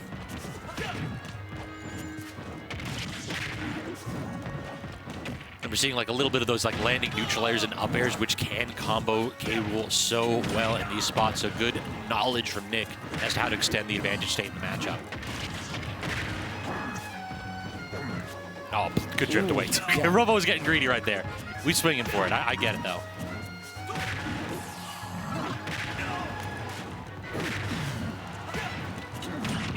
kill him. Oh, please. Great air dodge, great air dodge. Still getting the stock just about thereafter. And at 111, this is just don't get hit by a smash attack and you're good, dog. That looked a little worrisome there with Wii Fit hitboxes. Anything could have happened there. Agreed. Neutral air actually not beating out the spot dodge. That's odd in those situations. Usually that move lasts forever. KingRoBo, I was about to say, amazingly dodging all these projectiles only to get hit by back air. Yeah, it feels like he's not fast falling his neutral airs as much.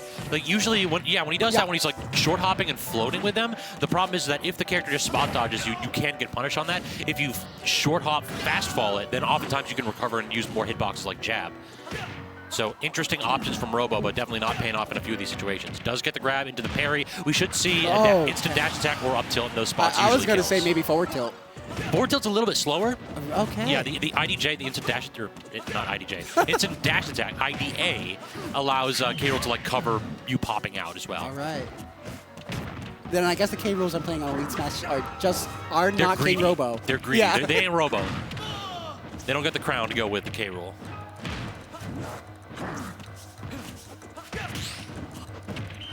Ooh. I'd love that soccer ball into just up smash. And then you have the intangibility on it too, so it's so hard to challenge. Absolutely. Barry again, what's the mash option? Now we got the up smash, and that time Nick was hard mashing, so he didn't get the optimal DI. It's these little mini games. It's like we got to go ahead and switch over to Mario Party for a split second, and if I guess correctly, then you don't get to live no more. You need it, because we were even saying he needs to watch his mix-ups when buried, and he's like, okay, I'll mash this time, and it just then led to the wrong issue. True. Yeah, and that sweet spot too, like you see kind of like the hitbox with up smash is very generous. Absolutely. So against some characters, particularly tall ones, it can sweet spot them as soon as they pop out of the berry. So right there, it almost looked like K-Rool hit District with his friggin' belly, but in reality, it's just the big old hitbox rising up as part of the up smash. Right. Nick taking the time with a little bit of space here to get the deep breathing, to get a very clean 90% here at the very start of this stock. Oh, I like the inhale read from Robo, but not quite working out in that spot. Again, not fast falling, so that allows Nick District to get that punish going. Good parries as well. Ooh, amazing job punishing that with just a simple deep breathing forward tilt.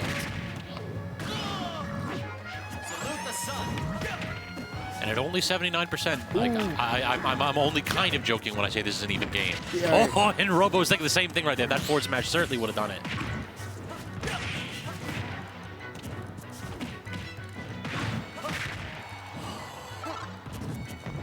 Deep breathing with this high percent is a very scary position for KingRoBo to be in. Oh, with the untechable back air. And that is exactly why deep breathing is terrifying, because in those situations, K-Rool doesn't really have the drift to challenge that back air, so you just kind of have to take it on the chin and pray you get a tech situation. But right there, untechable, unsurvivable.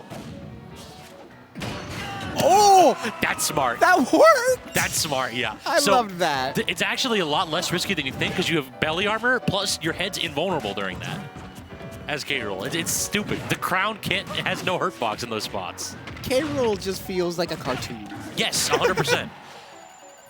Like, he feels like he belongs in Looney Tunes with Daffy Duck. Agreed, 100%. And right now, it may very well be Wii Fit Trainer season, because it is feeling as though KingRoBo trying to hunt this last stock and a half and make this comeback going. I don't know about the blunderbuss getting any good game here, but maybe the vacuum of it will. Not actually going to be able to get the dash tag going there, so good response from Nick District. That time, yeah, Robo went for something crazy with that forward smash yet again. He is thinking a comeback in one hit. Ooh, but with the deficit he's at here, you do need to take risks like that at that point. Agreed. Now, like anything will kill in this spot. Right. So at this point, it's like, well, if the risk works. No double jump, and that's, yeah, I think I saw a spot dodge come out in that position. It looks like it was just about to happen. Yeah, it looked like he landed and tried to pick a defensive option, didn't pick shield, so Nick District won the rock, paper, scissors game on landing. Good recognition on Nick's side.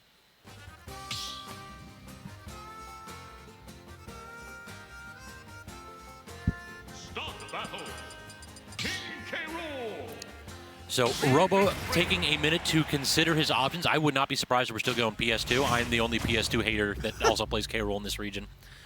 No, I would like to hear your reasons as to why. As a commentator, I've seen enough of the stage. Okay, I've that's seen fair, enough that's of the fair. stage. Anywhere else. I was about to say, the common consensus for the most part here is just commentators aren't the biggest fan of it, which I agree. But I was like, okay, maybe there's like a metagame reason. Let me learn about K. Rool. So in this matchup, I would probably say that there are other stages I would like to go. It depends on where Nick banned. I like Smashville in this matchup. For instance, I think TNC could also be pretty solid, but it's about as wide as this one, so you're not getting like less space, you're getting more, if anything. Also, Battlefield's really good for K. Rool too. So there's a couple options that I think could be good for K. Rool in the situation, but Robo definitely a bigger PS2 fan than I am. Right. Getting the very funny nair hit. I love that little boop with the hand. All right, we're going to go for Barry. We are, and we have good match. Very good match, actually. So, yeah, Nick going to pop out of that one before K. Rool has any opportunity to respond. And then Robo got too greedy with the dash grab. Absolutely. K. Rool's dash grab is very good, so it's one of those situations where I understand why he's tossing that tool out, but, yeah, not quite in that situation is it safe.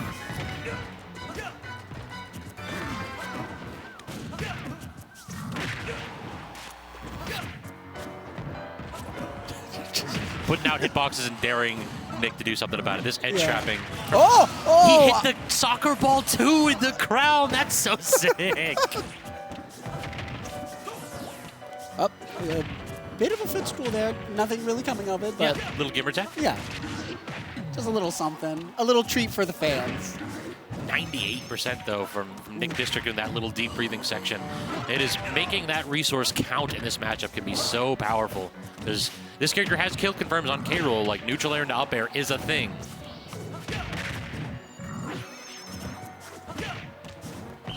Oh! And up smash also is an anti-air, beating out the armor because, again, that move is intangible, so he can toss it out and then strike through the belly into the back of K. Rool.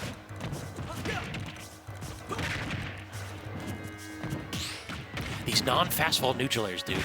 I called this out like early on. It really does feel like this is something that Nick has been punishing really, really well.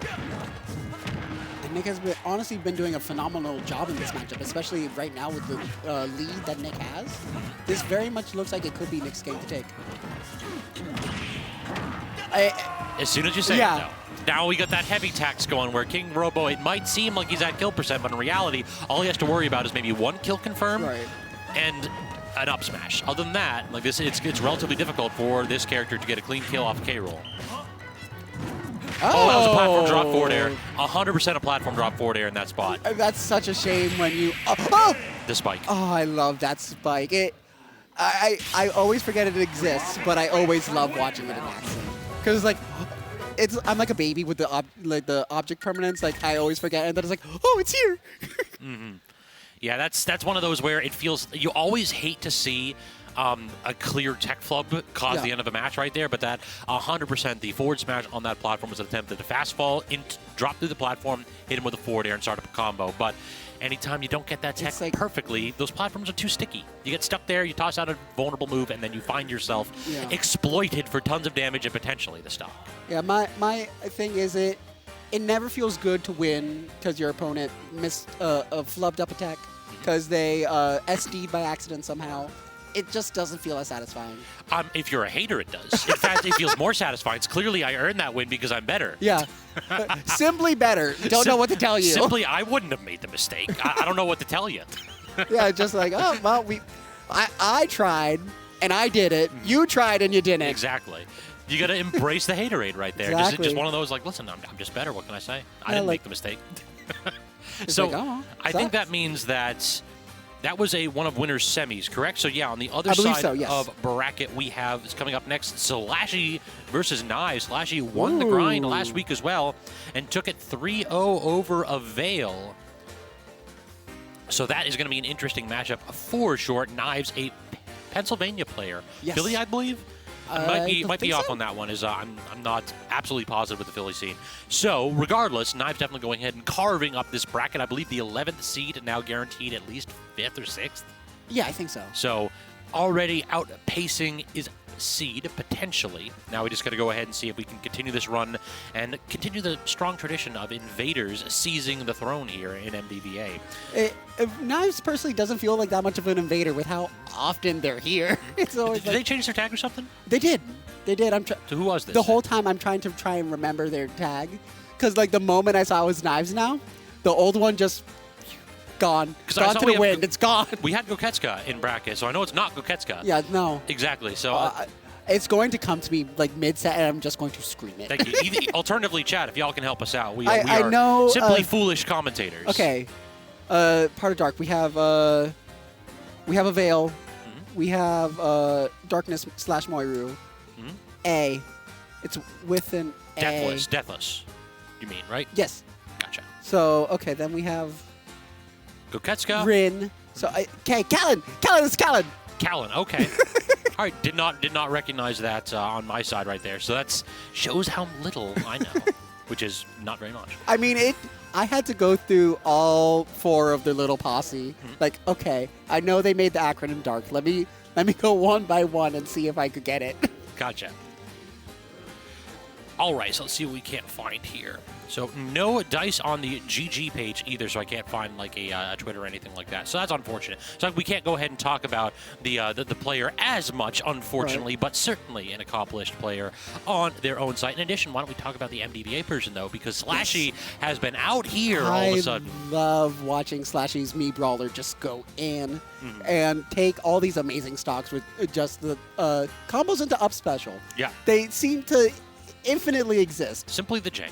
just simply hit them with the jank. It's not complex. Every single time I have played against SLASHY, I learn a new combo into up special. It's like, that exists now. Is that true, SLASHY? Mostly. Great. Also, sometimes SLASHY just lies. Like, that's what I love. Also true. Like, sometimes SLASHY, like, you ask me, it's like, how do I DI that? It's like, oh, you don't. It's true. Just stop trying. And so then I go online, and then I say that on commentary, and somebody in chat's like, what are you talking about? You just hold out and you fall out of it. And then I have to, like, look at SLASHY and be like, what did you do to me? I'm a big fan of disinformation, baby. Exactly. If it helps me win, it helps me win. SLASHY out here running those Russian troll farms. It's like, I'm spreading lies and slander. All for Me Brawler. Yeah, exactly. I mean, did you ever need any other proof that the dude's a degenerate? Exactly. Meaning a me? Good God. Me Brawler. So, yes, meaning not only Me Brawler, but Sans Under. Yeah. Palutena, too. Yes, Callan is a very good Palutena player. Callan, Knives now. Palutena / Joker. We saw Yes. Joker in the previous matchup. I have also played against a ZSS before. I think I saw that earlier in this bracket, too, once or twice. Yeah, so very much a Top player tiers with a wide repertoire of characters. Top tiers only. Yeah. I never said the wide repertoire was any mid-tiers or anything, but still a wide repertoire.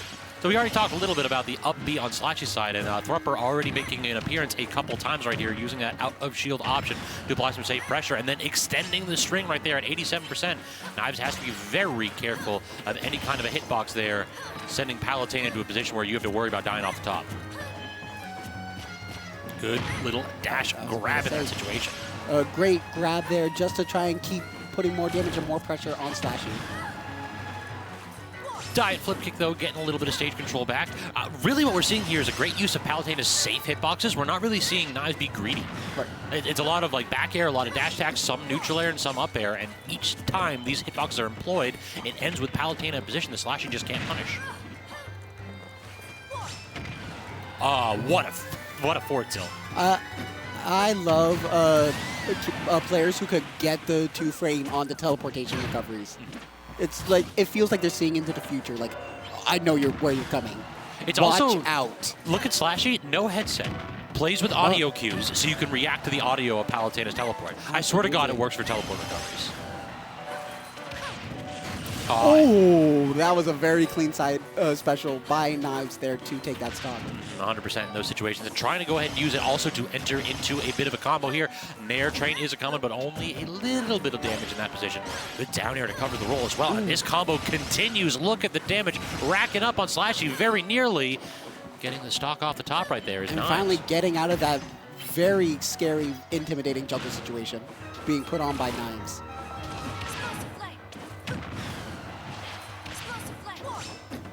Oh no, giving up full stage controls, Knives right there. I wonder if falling off stage right there was a mistake. Like it's one of those where we were trying to toss out a projectile and just DI'd a little bit too far off stage, so that explosive flame sent me off stage. Ooh, and this ends up not taking the stock though. Oh, you tried to do something nasty and then died for it. Oh, gotta love it. If you live by the jank, sometimes you die by it. And right there, SLASHY definitely paying for his hubris with that stock.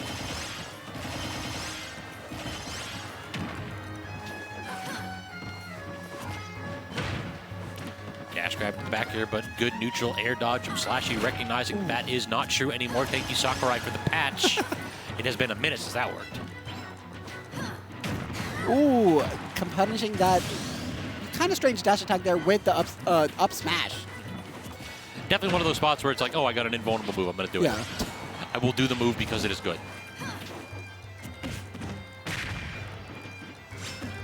Now reversing the situation with that special and trying to go ahead and get some kind of edge pressure going, but awkward hit on the dash attack right there, sending him back into the corner, SLASHY with that suplex. Aggressive forward, and that's actually a tool we haven't seen Knives use too much. Knives hasn't really been using forward air to try to zone out SLASHY. Instead, it's been back air and dash grab. And speaking of the devil, that dash grab is starting to get called out right there. SLASHY's starting to understand when Knives is going with this grounded pressure.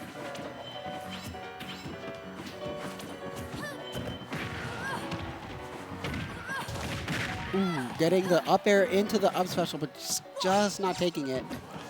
That was a brave teleport recovery. I dig that. That's a really good option from Knives. Oh! That's a really bad option from Knives, though. Sadly. Sadly, going for the dash grab and just very much whiffing. Yeah. I mean, I talked about it a little bit. What we saw right there is that like 2 or 3 times at the end of that, SLASHY adapted to the dash attack first, and then the 2 dash grabs. Moves that put Palutena in lag while grounded. SLASHY managed to get the punishes and took multiple stocks off that option. And that was a still very clean game by Knives, but just wasn't enough to take it, especially with all those whiffs, sadly. 3, 2. And going right back into PS2 here. Actually, no, we weren't in PS2. So now tons of damage potential right here on Palutena's side. Anytime you hit one of those nairs, your DI has to be on point to get out of it early. SLASHY doing a pretty solid job so far, neither getting trapped by those long combos nor getting stuck in the corner. Ooh, I like the idea there. It just was not perfectly timed. Getting the suplex there with the whiffed get-up attack.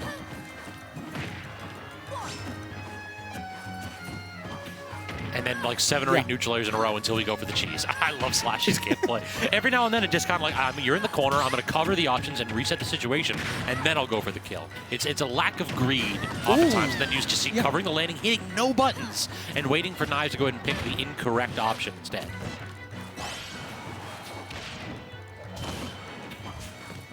Going for the little suplex there, but just not making it. But that doesn't matter because we're still able to get some good hits in. Once again, whiffing that dash grab. It seems like Knives might have to try and work on that just a little bit here. Are you dead? Oh, did not quite get the up air. Instead, reset the situation, but falls out of the combo yet again. SLASHY trying some shenanigans on those platforms, but not working out.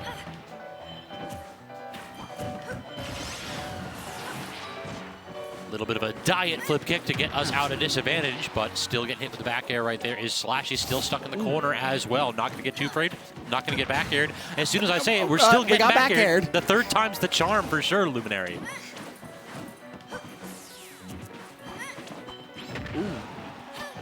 Going for the jab there to try and get some damage, but with an amazing roll there by SLASHY, we were able to avoid it and put Knives in a bad state for a little bit there. Is that, like, rapid jab thing safe on shield? Because it kind of looked it right there. It looks fairly on the safer side. Like that's silly. That looked like Knives couldn't punish that whatsoever.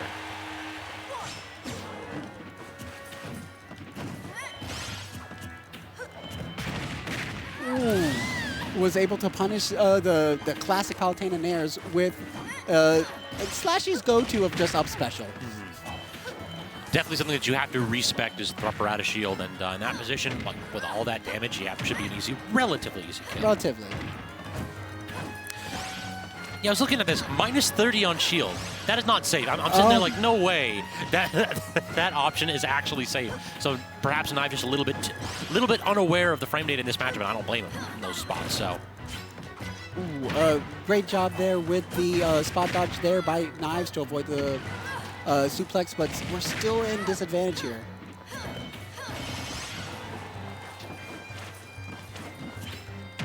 Back air to claim that stage control here, and this is getting a little bit desperate for Knives at 98. This is exactly the percentage that SLASHY can get some kill confirms going here. We got to go ahead and strip this rage from the Mii Brawler, but yet again, the dash grab getting punished, losing full stage control. Dash attack not going to take the stock either. This is always the weakness of Palu. She needs a straight hit to kill. Great pivot grab to continue this pressure situation. Can't get the two frame, can't get the back air, and now SLASHY starts to fall out of the multi-hits. This is starting to spiral out of control, perhaps. Ooh.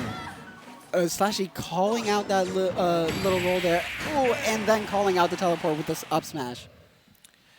So a 2-stock on SLASHY's side, as it seems like the matchup is getting more and more in SLASHY's favor. And I gotta ask, do you think it's time for a character counterpick, perhaps? Knowing Knives and his wide Joker? repertoire, it might just have to be. Like, I could see Joker or Zero Suit being decent in this matchup here. It all depends on like what you generally like here. Sonic. Okay. Okay, I got scared. I've never seen the Knives Sonic before. Yeah, I was like, neither what's have I. happening? What's happening? I'm scared. 3, 2, However, we did get the switch up, just as you predicted, into the Joker. Yeah, I could see this being a solid character in the matchup. I don't really think that it was like Palu was bad against Mii Brawler whatsoever. No. It just kind of like, hey, if it's not working out for you, why don't you go ahead and toss out a curveball here in a Yeah. do or die situation. And sometimes the curveball's just enough to throw people off. Of, okay, my mind was stuck in that matchup for a little bit, now I have to quickly Adapt. switch up. Yeah. It's always a question of, do you have the mental fortitude to adapt suddenly and expeditiously? Absolutely. Up smash not quite going to connect right there. That does seem to be something in this matchup that Knives is going to be able to do compared to the Palu, is that you're going to be able to usually get stocks a little bit earlier there with these big old hitboxes from Arsene. But so far, SLASHY doing a pretty decent job of dodging these big old haymakers coming out from Big Man. Absolutely, and I love that down air into tech chase there with the up smash, but SLASHY was able to roll away in time.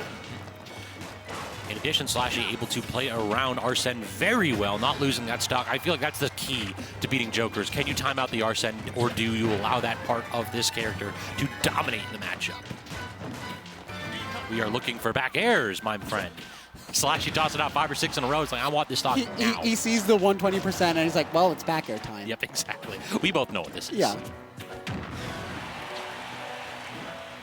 I'm just like, ooh. You fell out of the multi-hit. Sometimes the game just doesn't work. What can you do? Ooh, I like the idea behind it, but sadly was just not enough here. Yeah, Thrucker's like frame 3 out of shield. It's really good. Absolutely.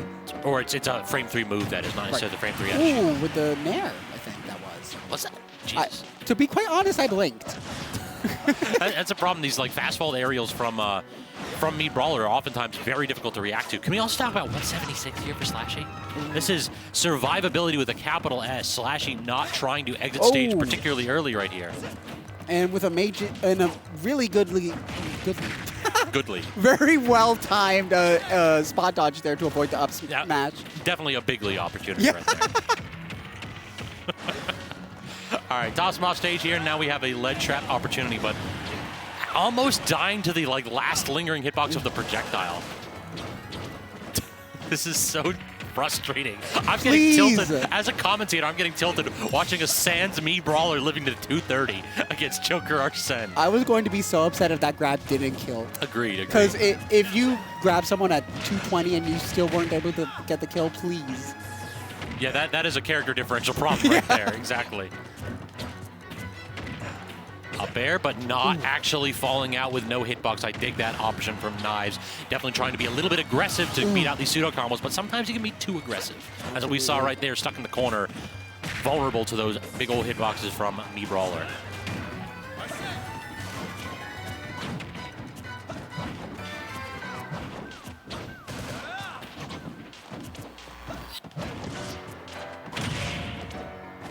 I like the idea with the down air into the grab to try and get some more damage, more advantage here, but sadly SLASHY just went to the other side of the room. Yeah, basically. We're going to get the DI away as hard as possible. Don't want to be in that spot. And SLASHY able to get Arsene away and get a really good edge guard here. Wasn't enough to take that stock here. I lied. I'm sorry, I lied.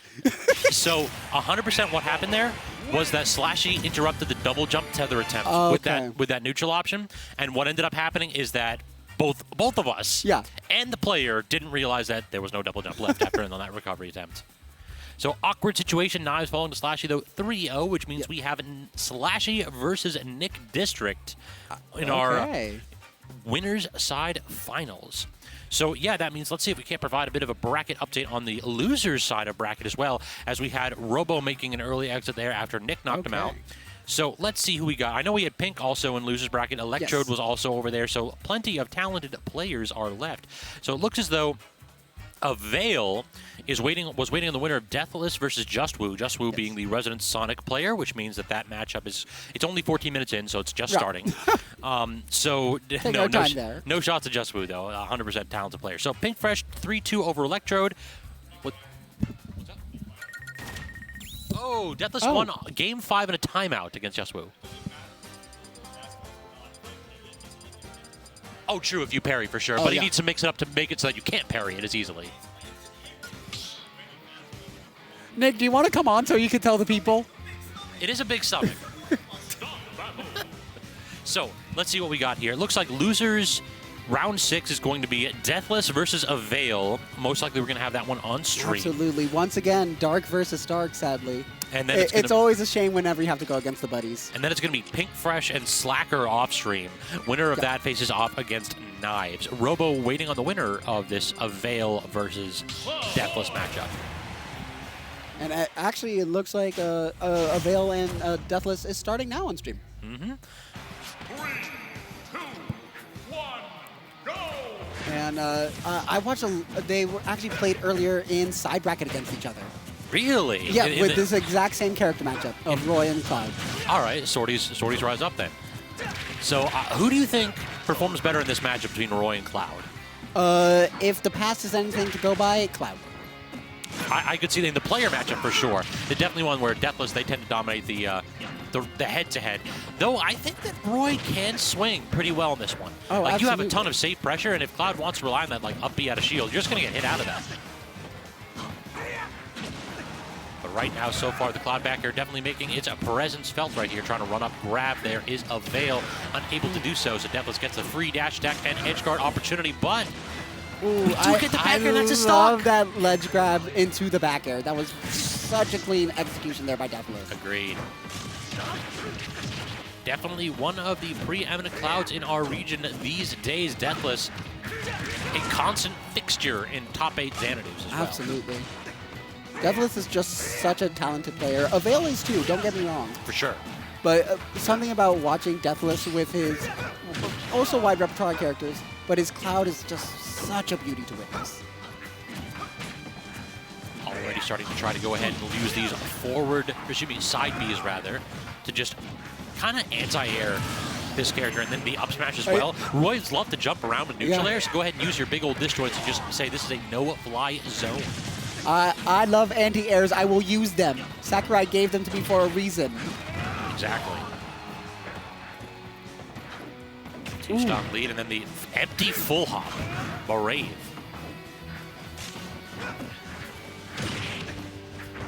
Ooh, I love the idea there with the F smash, but just wasn't able to connect. Yeah, Deathless doesn't want the win. Deathless wants the restock. Yeah. Yeah, you want the free stock, you want to style on him just a little bit. Just enough. We're still homies, but you do it because you're homies. Yeah, because you're homies, so I need to hit this. I'm sorry.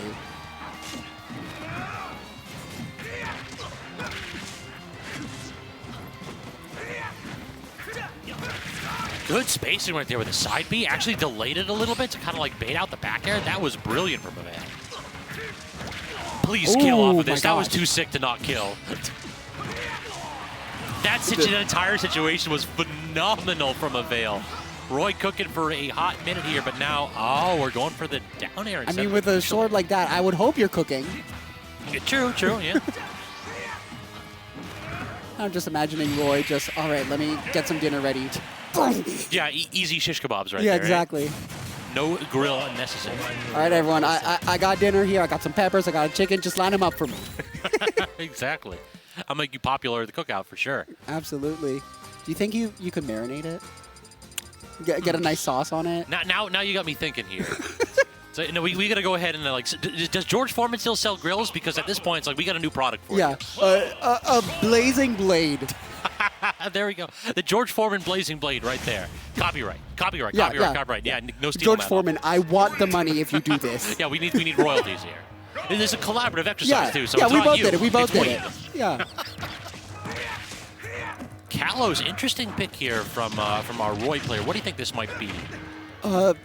Personally, I think it's just trying to make the top blast zone more further away, especially with all these anti-airs with up smash that Deathless was going for. I can see that. Plus, also, you kind of have like those platforms that can help you try to recover a little bit with the jump. Yep. But yeah, because Roy tends to get pinned in the corner right here by Cloud back here. Like, yeah, you try to jump. If you don't hit the platform, then you're just sniped out by the bear. Oh, that was an air dodge. That's unfortunate on Deathless's end.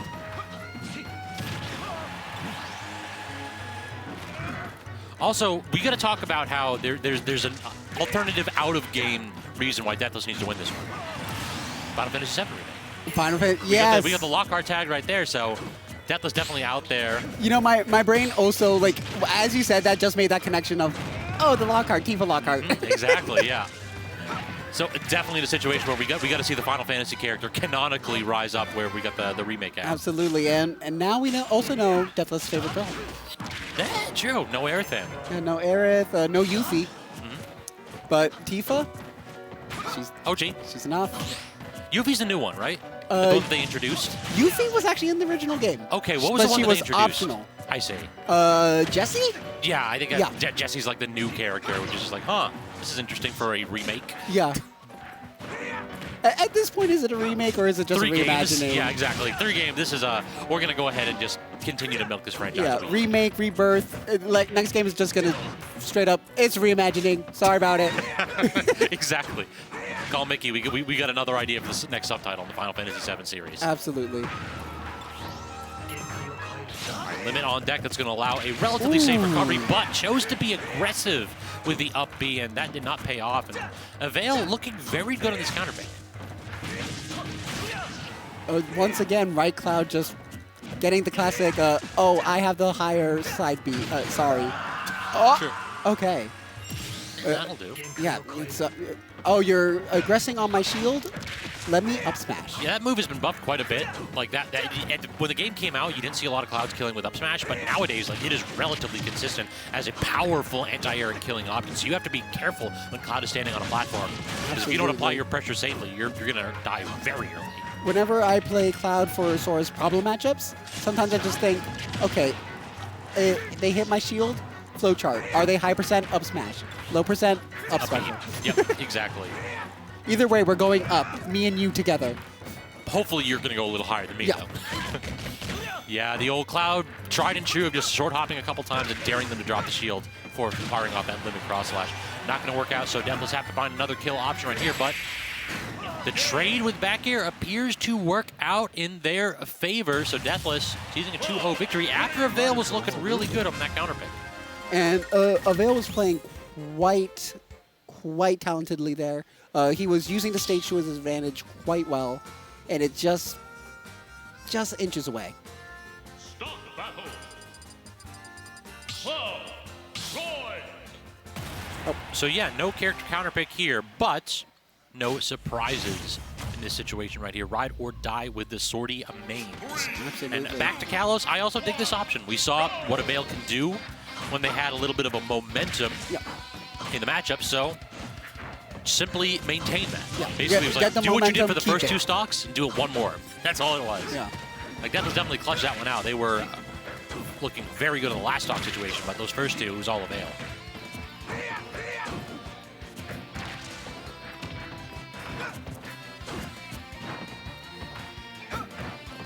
Ooh. Once again, addressing on shield or on the platform there, but Deathless going for a different route there of just jumping away from it.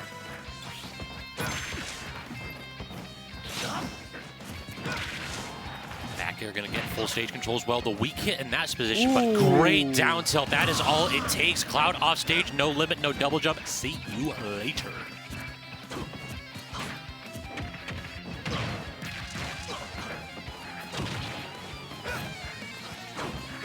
Was taking our time here, using our good disjoints, just trying to connect hits here. Good run-up grab as well, just recognizing that Deathless has been committing to shield particularly well. Ooh! That should be a stop. Oh no, ever so slightly off of the back air. Like, it was a great read right there on the roll from Avail, but just could not quite get the execution correct with the timing. No, absolutely. There was an opportunity to cook there, but just burnt it a little bit. Little overdone. Little dry. Yeah. And needed the marinade on the sword. True. Bringing it back there. And getting a really good F smash there to take the stock once again. This is looking like it's going to be Avail's game. Are we going We to see a said that reverse last payout? game, or I said that last game specifically. Yes, you did say that. However, with a 2-stock lead, I am very hopeful for Avail. Ooh, again, the little delays in the side B. I love to see that little mind game there from Avail's. But this is how it gets started, with another edge trap, another roll caught with the back air, and another relatively early stock here. Avail has an opportunity, but intercepted with that neutral B. And then plenty of damage here from these specials from Cloud. Ooh.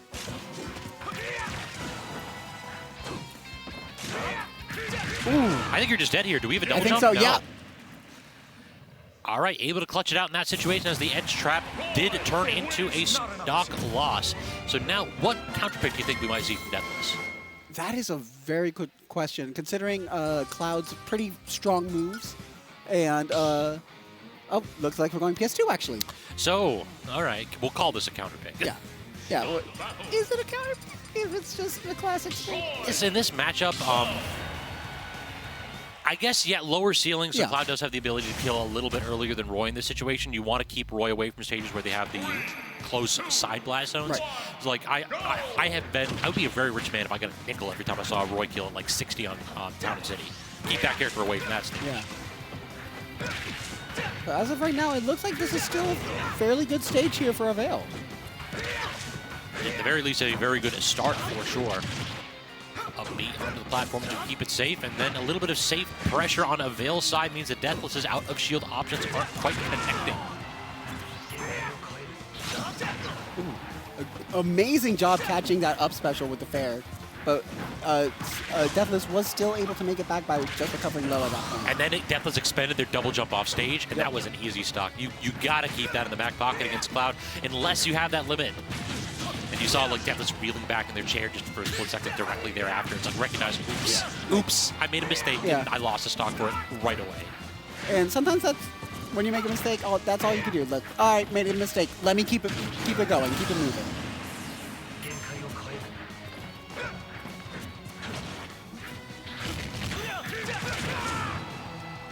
So now Avail, the one thing I've noticed in the gameplay for Avail is that they are more likely to stay grounded, which I respect as Roy. I think this character's dash speed is really, really good.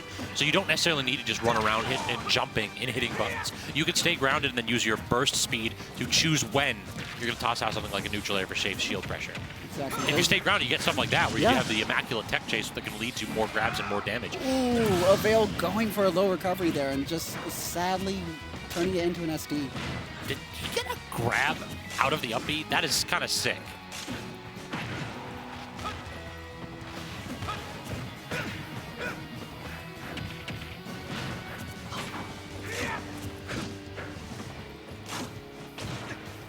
This edge pressure right there. I was stunned into silence, like, what's happening, what's happening, what's happening? When is somebody going to get a hit right here? But no, the defensive options from Deathless were prime in that corner.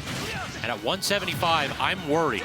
I'm worried, Luminary. Absolutely. Ooh. Deathless going for the classic cheeky little, let me up special onto ledge. If I hit you, you're just going down, but I'm still hitting ledge. This is an Both characters are kill percent. Oh, we didn't get the timing perfect.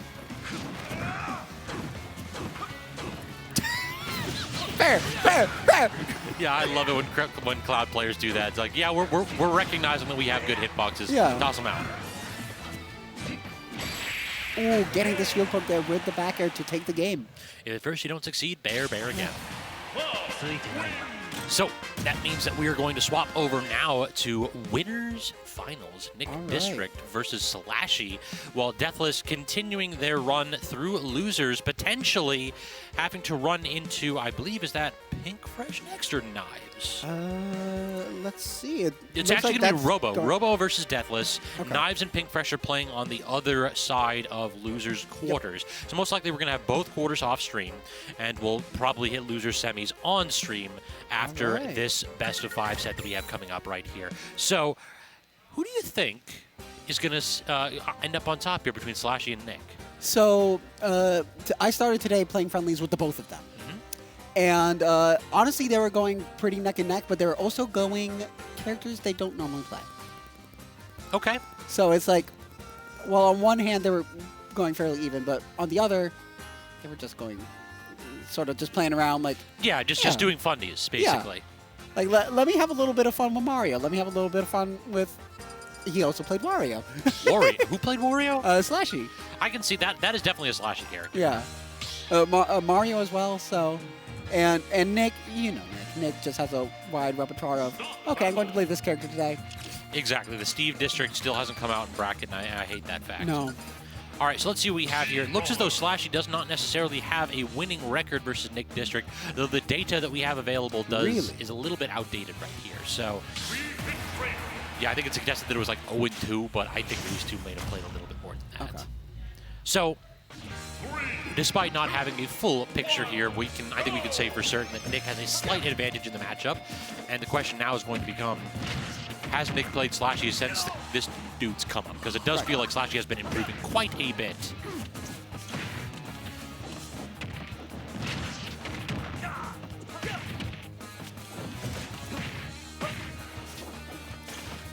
Solid damage here from these low percentage combo strings as well. SLASHY really feels no need to do anything other than neutral there. It's disjointed enough so that it can't knock away the soccer ball and even clank with that neutral B projectile too. So yeah, toss it out. It doesn't clank with soccer ball if it hits you in the head though. I will note that. No, this is not soccer. We cannot just do a header. Oh, those Sand Undertale, that big old noggin, yeah. You think he might be able to. You could give it a go, but you might just get a concussion. Maybe a skull fracture. Yeah, I always call it the medicine ball sometimes because I swear to God, there's weights in that. Absolutely. The way it just sends people off, it's like, okay, I guess I just got hit by a giant ball. I knew a kid once who kicked the medicine ball and broke his toe. Oh my God, that is... Fully, you did it to yourself, first of all. because, get this, thought it was a soccer ball. Oh, okay, all right. If it wasn't like colored, because usually the medicine balls are like colored, they're like yellow or red depending on the weight, while soccer balls tend to be white. So someone if put it was, a little cover over it just to make it, you know. Okay, not his fault. Yeah, not his fault. Not exactly his fault, but why are you going around kicking random balls? Yeah. You could have just like had one of those concrete target balls as well. Exactly. All right, we're not going to connect with that back here, so no easy percentage string from SLASHY. Instead, Nick can tend to be a little bit defensive in these spots at low percentages and just force SLASHY to hit buttons. And you see a little bit of a smile right there from SLASHY's side getting called out from that air dodge. It really is on him to make something happen in this matchup.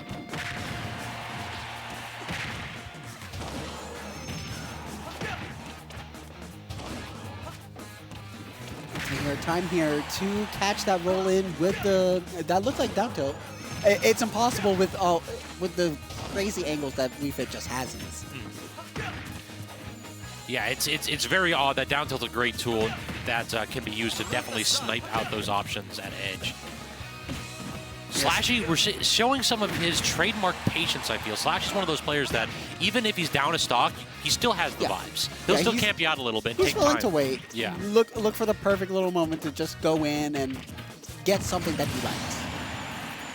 And sadly, just wasn't enough there, getting hit by the F-tilt from behind? We'll call it that. No, I think you're right. That was the F-tilt, yeah. Might as well just call it I was about to say neutral tilt, but that's just a jab. I'm going to steal that one eventually. I'm definitely going to use the term neutral tilt once or twice. It's just one of those where it's like, it's technically correct, Yes, the best kind of correct. but would it make someone on Twitter mad? Maybe. I hope so. No deep breathing on Nick's end. And SLASHY, it feels like we're getting a few too many of these neutral air approach options. Like, I get why we're doing it, trying to plank with the projectiles. But the problem is Nick's starting to read them. But speaking of reads, though, that was a great option right there on the platform with that smash attack. Now we have seen what this character can do with Thrupper and Rage. On Battlefield 2, I'm terrified. Do not let it be you, Nick District. Ooh. Why we forward smashing there, SLASHY? The dude's at 10. Sometimes you just want to. Maybe it was meant to be an F tilt and we were just a little too excited with it, but... Could be. Ooh. Second kill screen? Yeah, that time it'll do it. No fake kill screen and option number 2. Stretching your spine will help stimulate your body. Every time the Wii Fit Trainer has like a little fitness tip at the end of those, I get tilted for the opposing player. It's like, listen, I don't need your public health advisory after you just beat me into the ground.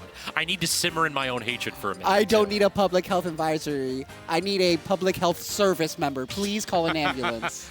Exactly, exactly. So, what do you think? What did you see in that matchup from whatchamacallit, from SLASHY? SLASHY? I saw a lot of patience just waiting out all the oppressive projectiles that Wii Fit Trainer can just keep on. But it was still a fairly good job there.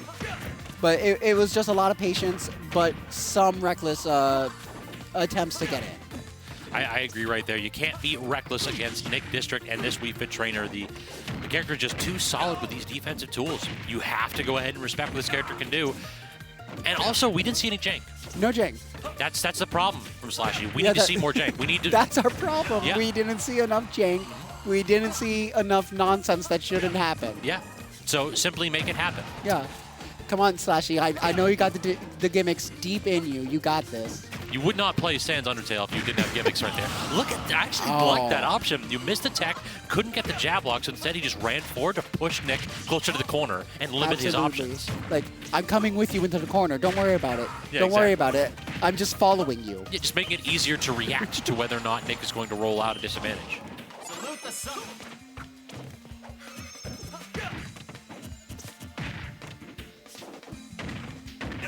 Using that great mobility to get a ton of damage there. And if that up tilt had hit, Nick was definitely dead. But Absolutely. That was an amazing juggle there by SLASHY.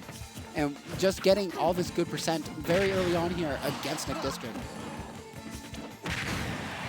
But rolled into a disadvantageous position. Nick easily able to pull the trigger on that tilt to get the kill.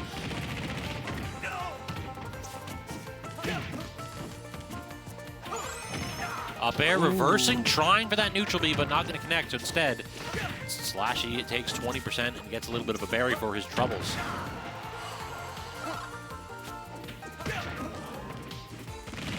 Ooh, getting the neutral special to just connect and take that stock there from Nick District with the neutral get-up sadly.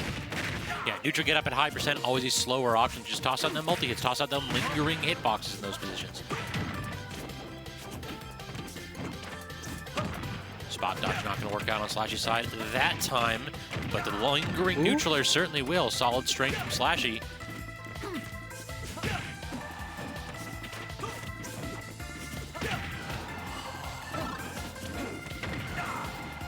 Dash attack to again see stage control at that time. Nick landing with a disjointed down air. And I don't think we have many resources off stage anymore, so Nick has an opportunity, but instead the run off fair a little bit too slow. SLASHY gets back to stage, but not for long. Only a 50% deficit right here, so despite SLASHY looking pretty good in this match, this is just about an even game.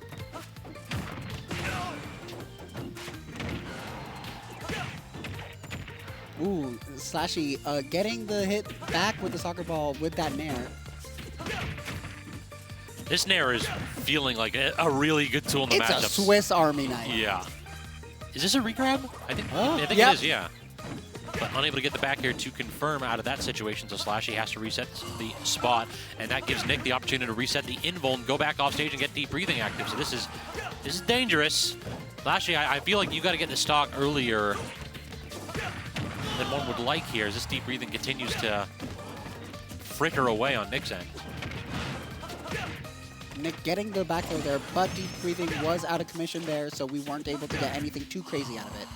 But we just reset, we go back to the corner, and then roll away, and SLASHY couldn't get the punish. This is starting to look like Nick is really understands how to approach the matchup, but a little bit too slow to pull the trigger on that smash attack. And that gives SLASHY the easy punish out of shield for the kill. Absolutely. Yep, definitely a position where had Nick reacted quicker, or perhaps with a safer option, we might have seen the kill right there. But unfortunately, Wii Fit Trainer's out of shield game, definitely the character's big weakness. The character's just too slow out of shield. Start the battle. Brawler. Wii Fit Trainer.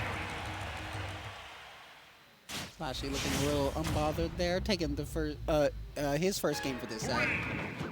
Yep, it's just definitely a spot where you just can't allow yourself to kind of get lost in the sauce here. Yeah. That was a very hard-fought match. You saw when Nick slowed it down at the end right there, that was threatening to come back at any point. SLASHY really, we need to see more of that trademark patience here. Especially this early in the set, you don't want to get too complacent thinking, well, I got one game.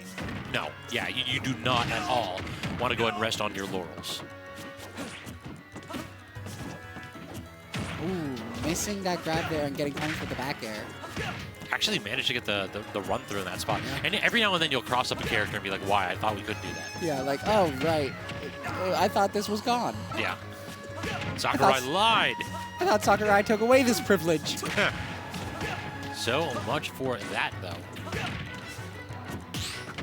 Good parry right there from Nick. That's exactly what you need to see. I talked about the bad out-of-shield options from Wii Fit Trainer. Basically, that has to be augmented by a phenomenal parry game. That is what makes Oolong such a threat in this region, is that the parry game is on point for Oolong. We need to see the same from Nick. Good tech away. SLASHY can't follow back up out of that spot.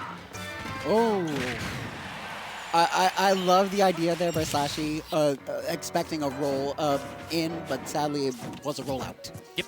It's full commitment, though, is a problem. If SLASHY had gone for a different option that didn't have as much lag or last as long as that tool, then we could potentially have seen him get away with that for free, but instead it was a hard commitment trying for an instant kill. Just did not work out.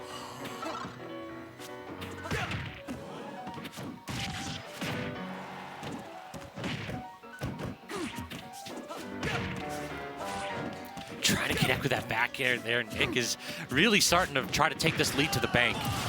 Absolutely, until he loses the stock. And now, while he still has a fairly good lead here, I got a little scared there thinking, oh gosh, he just took the stock. But we're still good here. I did try to crouch underneath a lot of these options. That suplex just barely managed to snatch Nick from that planking position. Bit of a clank, and then they both dash away. They both, for a split second, they shared the same Absolutely. wavelength. They both neutral tilted and said, wait, go back. Yep, out, we're done. Yeah, Reset the we're situation, good. we'll talk later. Yeah. Again, Great chat, later. And a little bit of a smile right there for SLASHY. Knows he kind of just whiffed on that dash grab. Definitely an awkward spot to find oneself in. Down air, not going to connect. So SLASHY has to get a kill the honest way. Gets a landing up air, and that will take it. We have an even game. That is the X factor in this matchup. SLASHY liable to steal stocks at solid percentages. Ooh, a great spot dodge there to avoid the suplex and keep SLASHY on his toes here.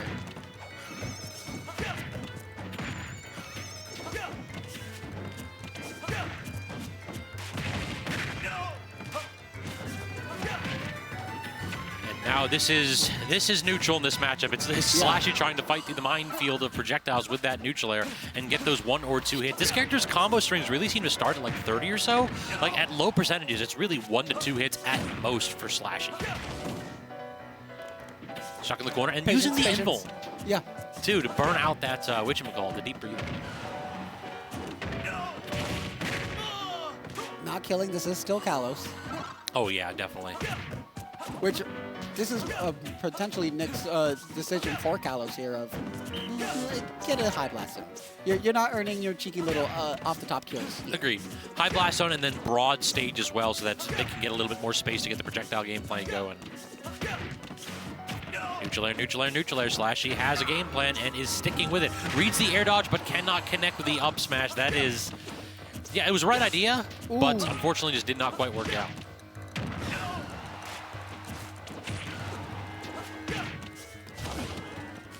Oh. Doing a little dance on the floor there, just for a little bit.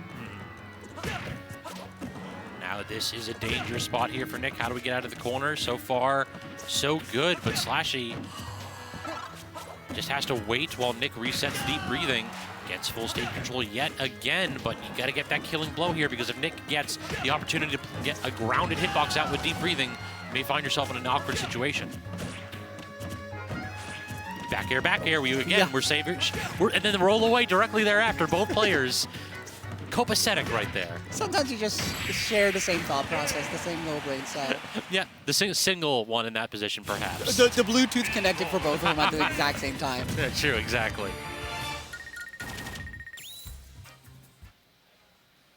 So 2-1 in SLASHY's favor, and Nick District potentially fighting for winner's side life right here.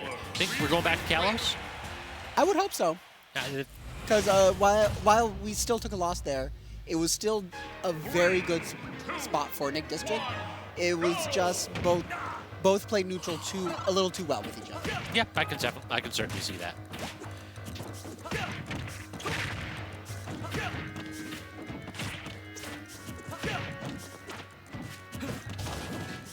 Yeah, Thrupper. Yeah. I was hoping he would get a punish there of like, oh, if he just did that kind of out of nowhere, please punish this.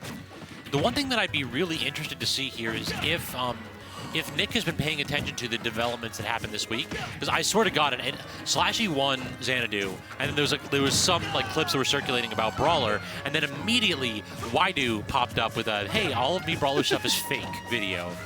And I swear to God, there's a connection there. SLASHY wins his first Xanadu, and Nick just like never, and Waidu just like never. Yeah. The people need to know. I can't go back and watch this again. I'm fixing it.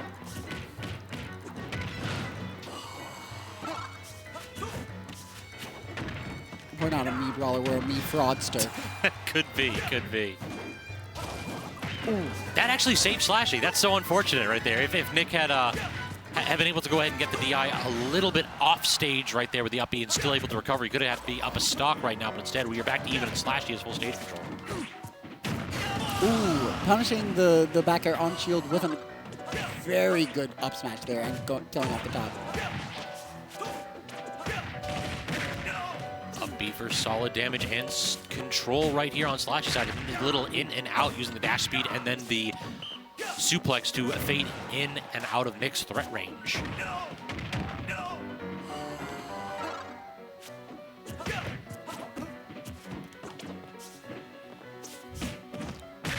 Suplex yet again, and this lead is starting to build. And to be honest, I feel like the one weakness in Nick's game plan is sometimes he can tilt a little bit, and we saw like reel back in his chair yet again. If I'm Nick, we need to take a deep breath right here. Yeah, we need to take some deep breathing. Agree. Unironically, yeah. Instead, Nick down 2 stocks to 1. SLASHY with a big lead right here and a big stage to run away on this. I can see why Nick's tilted, because this game plan from SLASHY is very clear.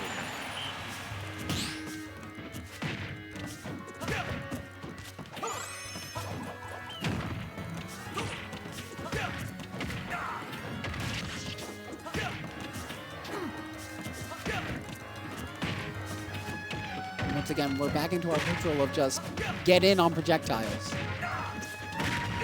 And just the full smash attack right here at 71% here, Nick. In an awkward position, stuck in the corner of the back air yet again, resetting the spot, burning more of this deep breathing resource. Nick might be forced to retreat relatively quickly to try to get it back. There it is, gone immediately.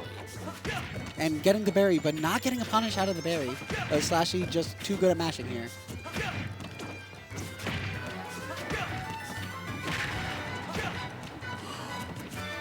unable to actually get the deep breathing in that spot. Instead, has to go ahead and retreat to shield, and then the double thrupper, and that is all she wrote. In that position, that one whiff deep breathing, I feel like that set Nick up in a scramble situation where he just was greedy for a split second and never got a chance to recover. Yeah, sometimes a little too much greed will just get you. That is certainly unfortunate. However, it's looking like SLASHY might get his next Xanadu win here in Grand Finals. Potentially, like that was that is like, yeah, I do not want to go ahead and call it early because we have a couple talented players waiting in the wings from KingRoBo, PinkFresh, and now Nick District, all waiting for their opportunity to take out to this come in and say, fearsome Brawler. no, not in a row.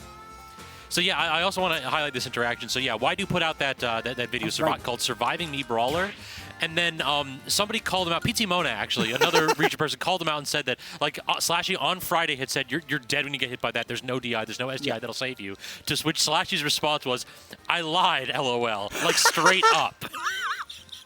I love SLASHY. SLASHY's like, I lied. I'm lying to you all. I'm not telling you how to get out. Thing is, now I'm rethinking every single matchup knowledge that I've ever received from SLASHY. 100%, yeah.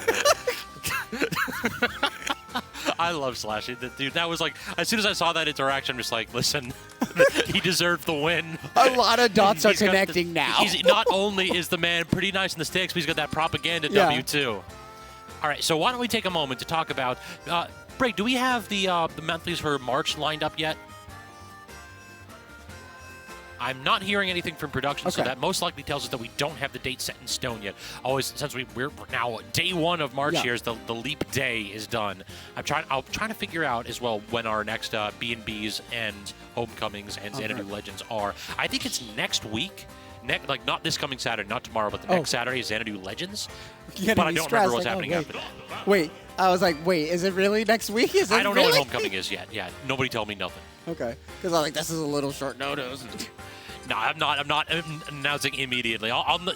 Commentators legitimately know as soon as I do. Yeah. So usually they find out 2 weeks beforehand, because that's all the notice I usually get.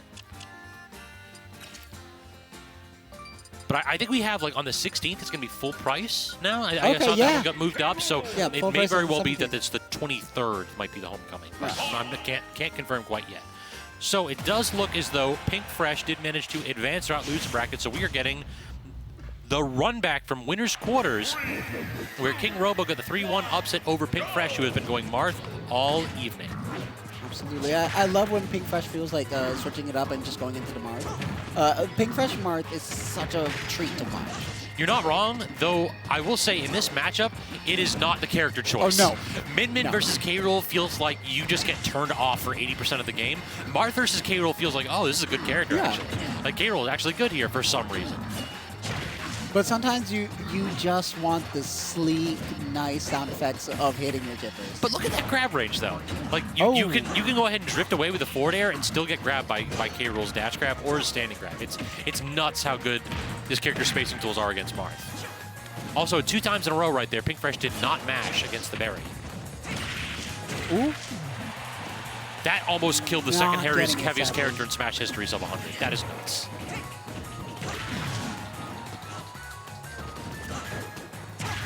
Good spacing right there in the fade back neutral air. KingRoBo certainly can't grab that, but uses the crown to intercept the edge guard attempt. That armor requires 14% damage to knock away. Not going to get that without a tipper, don't believe.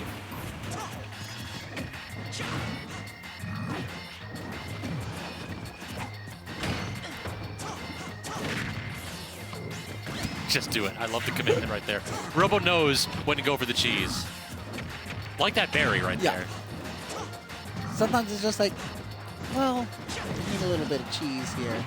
Yeah, a little bit of nice spicy Gouda every now and then. Yeah, Marth's sword might not be the one with the marinade, but still we need to put a little cheese on it. Can't quite land the down air right here. And this is kind of the problem against K-Rool in this matchup. Is like, yeah, this character just lives forever if you don't tipper him. Yeah.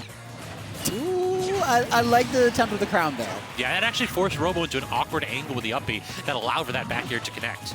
So good recognition from PinkFresh to play around that tool.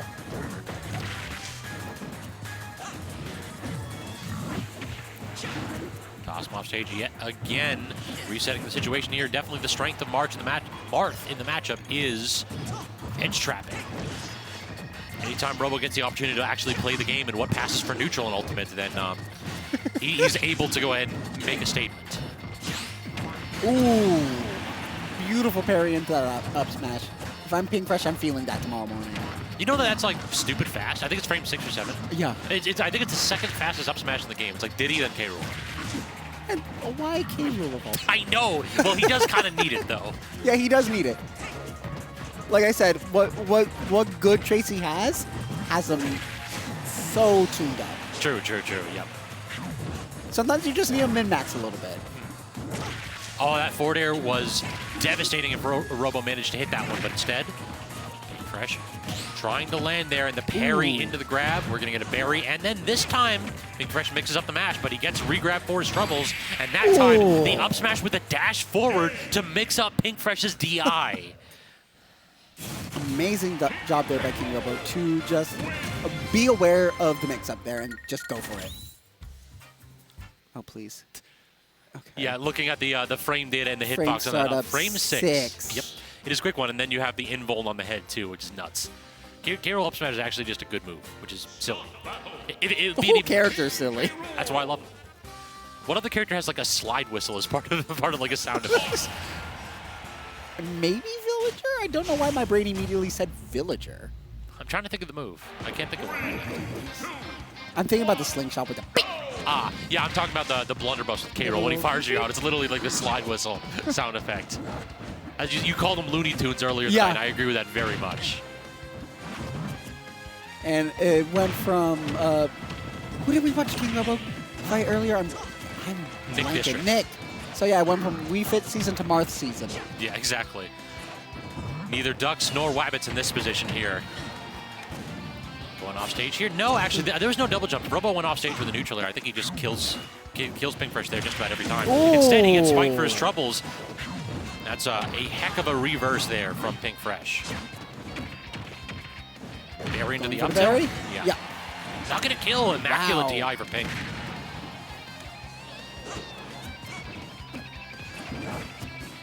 Grab him. Oh, Robo's really been reluctant to drop shield in a few of these spots.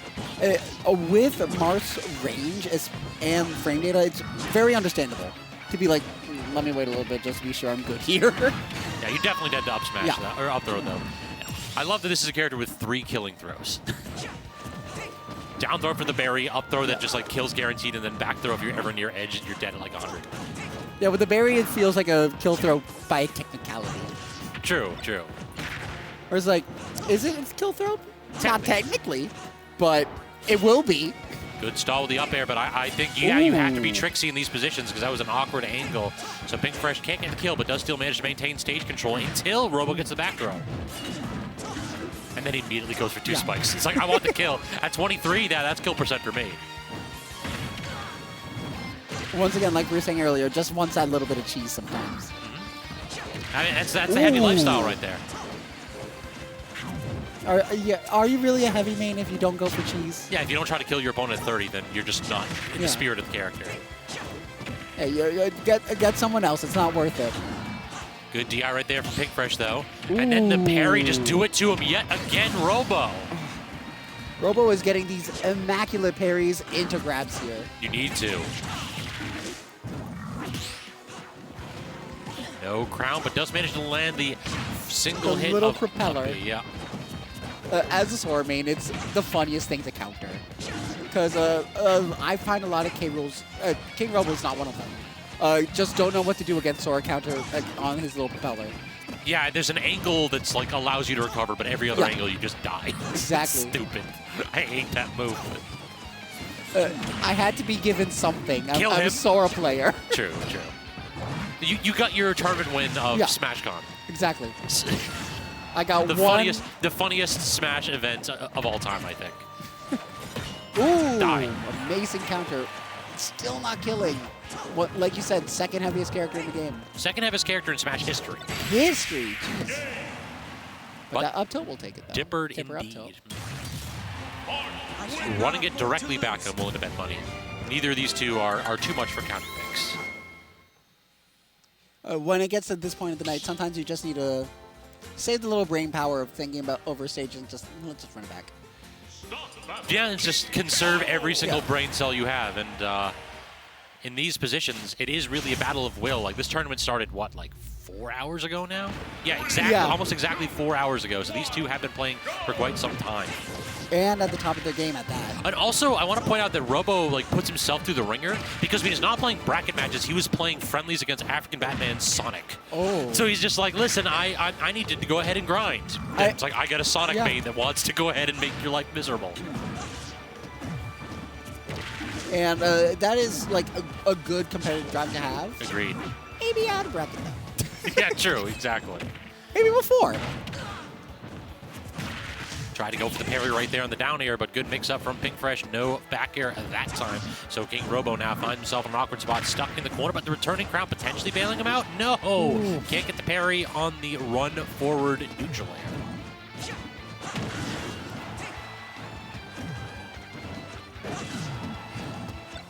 Fresh playing around that crown really well and just pinning Robo to the edge. Ooh. Just waiting out the air dodge and all defensive options. I don't know that there was anything Robo could have done in that spot. That is just clinical from Pink Fresh. Oh, but then getting the down air into up smash there. Through the platform, too. Yeah, through the platform of all things.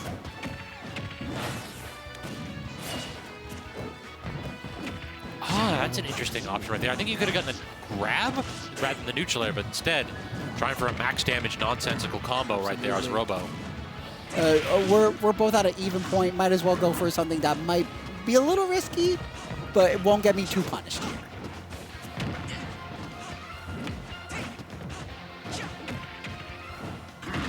Up throw for 20%. Now dash attack to cover the landing too, so this is a great spot here for Robo. Full stage control, and this character's ledge trapping not to be underestimated, but instead, Pink Fresh with the aggressive option reverses the situation entirely.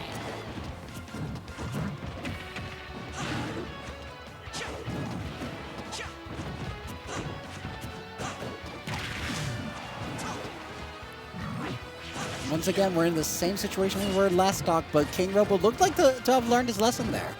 Robo has been being a little bit, I don't want to say reliant, but he's really been favoring shield. I'm worried that Pink Fresh is going to catch on to that and get a shield break in this set, because that is a very good option that Marth has against K-Rool. Oh, we tried to double stall with up air, but yeah, that was way too low. And you saw Robo react to it immediately. He's like, yeah. Sometimes you just make a mistake. It's like, well, that's on me. Yeah, definitely. It was going to be an awkward spot for Robo to recover from, so I get the need, or perceived need to do the double stall, but it didn't work out. I love that, re-catching the projectile and firing it off again. You know that's plus on shield? Yes, the second cannonball is plus 2. We didn't have a double jump. Pink Fresh never touched the ground. I stopped because I was still too stunned at the +2 on shield. Yeah, I know. It's stupid. I was saying, like, I mean, I get it, but why? Exactly. Exactly. He needs it. Yeah. That's why. All right, any answer for K-Rool cheese is just, unironically, he needs it. Yeah. All right, so 2-1 in favor of Robo with the low-tier hero trying to make his run all the way to losers finals for a rematch against Nick District. 68% off of that nonsense. That's great.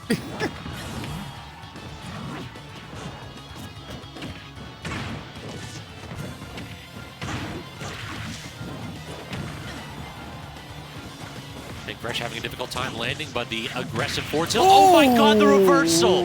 Robo recognized that Pink Fresh had been running off stage trying to end his stock consistently and saying, yo, have you been counter hit by K-Rool back air before though? Let me show you what it feels like. Once again, that one honestly felt more of like a little bit of an insult. Like, oh, you lost your stock to the back air? I'm going to back air here again. Like, K-Rool's fast fall speed is actually pretty good, so you can just kind of like toss it out. Speaking of pretty good though, that up B was a great choice by Pink Fresh, but unable to make the recovery work out. As one of those spots where I wonder if Pink Fresh would prefer to have that stock back, because now you have to play against a super heavyweight, and you can't lose a single stock.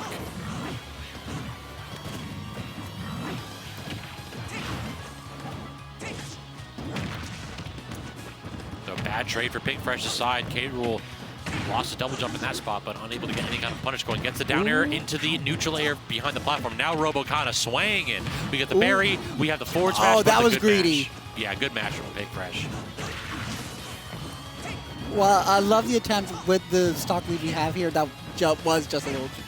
Ooh, so, apologies. Just a little too greedy. Ooh. Can you do it again? Smash. Ooh, DI check instead.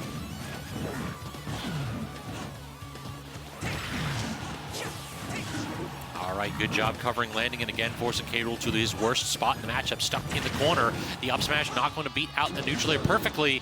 Robo just trying to land aggressively with these aerials, and so far, the trades are going K-Rool's way. We have a full stock in the back pocket. If you're a heavyweight, eventually you're going to get one of those strong hits to connect. And KingRoBo now knocking Pink Fresh out of bracket. Double eliminating Pink Fresh, actually. Nuts. So that means we have the rematch here that we've been waiting for. Nick District versus KingRoBo. We saw, I believe it went to a game 5 in the previous set. I believe so. So we'll have to see if I'm just immediately quickly have check. a case of the Alzheimer's here. As my memory is not what it used to be. Yeah, it was game 5. We're good. Okay, We're good. Thank God. We're good. Yeah, I'm not quite washed yet. And like I said, object permanence of a toddler. Where it's just, I just think the match is done? It's commentator brain. Commentator brain is a real thing. Where we just like, you're on stream and it's just like, wait a minute, all of that, like, you know, the intelligence that I used to show as a human being is gone. It's gone. The moment other people are watching, I'm trying. I am a court jester. I said goodly earlier. I am a court jester and little more. Yeah. I'm just a little funny man. Don't worry too much. I'm here to play the fool. Yeah. And as any good royal court, we are here for KingRoBo. Exactly. We are here for our king. So, the rematch here. KingRoBo versus Nick District. This was a matchup that Nick has won a few relatively recently, so I would not be surprised if he is going to be slightly favored here, but you can never count out heavy mains and low-tier mains in general. To be a heavy main or a low-tier main takes a lot of determination and dedication and just knowing I'm that guy. I'm just that dude. Yeah. Alternatively, it takes a lot of perseverance or foolishness. Yeah. It's like there's some players like I'll shout out to Bloody Knight, who's been a Ganon main for like 20 years. It's like you have so many opportunities to make the correct decision. But which is classier? Which is more disrespectful to your opponent? Hitting them with a Warlock Punch or an F-Tilt? Yeah. Exactly. So any heavy and low-tier main, that's that sweet butter that you want. You live for the Twitch clip and or the victory. But right here, we'll have to see which one Robo's going to get. Does get the dash attack, so manages to secure the first stock despite Nick District leading off the match particularly well with a couple of these good neutral interactions. Yes, that's risky. You're trying to play around that platform, but those tilts are so quick for Wii Fit, you're able to go and respond without too much difficulty in those situations.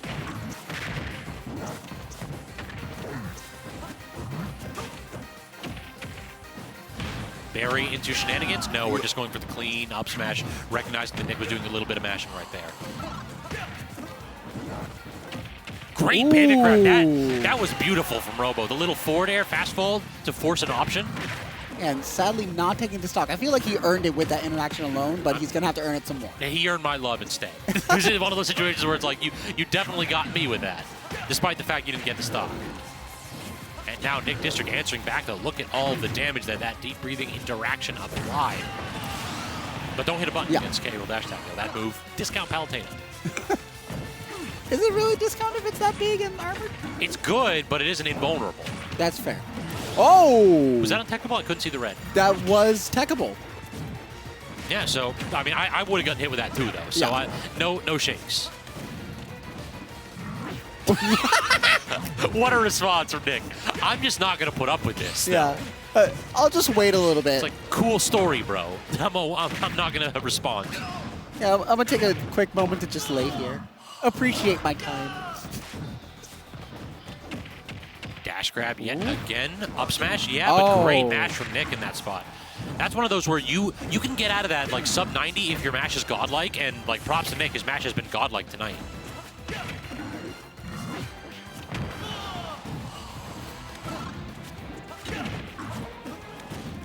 KingRoBo has been going for these greedy little down airs at ledge, not hitting any of them, but I love the idea. Yeah, it hits underneath the stage. That's why. Like on this stage in particular with the lip, like you definitely try to go for the. Yeah, it can 2-frame plus it can hit underneath that little lip. So it's like I get the theory, but we just haven't seen the execution on deck. Up throw. Oh. Yeah. Game immediately. No need for a mashing minigame. Just kill him. I love that about some up throws where it's just, oh, you're high enough, I'm just throwing. Yeah, exactly. Sorry about it. Like you can put the controller down now. Yeah. Like we've had our fun, but I'm ending this. Start the battle. Also, we got to go ahead and compare the fits right here. What do you think between the two ball caps? I don't know what is that M symbol. I don't recognize. I would love to know. I don't recognize it either. I dig that Robo's got the cap with like a pin through that just says "I'm here." And he's clearly been here in this game here, getting the first game. Oh yeah, definitely showing up in this set. The slide whistle, I told you, it makes you laugh every time. I see you started making me like listen for it. Like, okay, let me appreciate the slide whistle. I feel like Nick shakes his head every time he gets hit by neutral air into anything. Yeah. Which I get it. Like I'd be tilted too in those spots.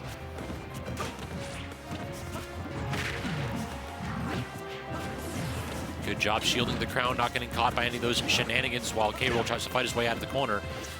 Ooh. Very clean side spot dodge. Side spot dodge. Yeah. That's exactly what that is. I mean, you are technically moving to the Z-axis. True That is enough, the side. Exactly. Again, technically correct is the best kind of correct. Spot dodge again from Nick. Nick is applying really good safe shield pressure too. It feels like Robo's out of shield game has been a little bit hampered starting this game off. Another one where I have to harp on the fast fall of the neutral airs right there, KingRoBo, as we get instead Nick District able to punish that whiff.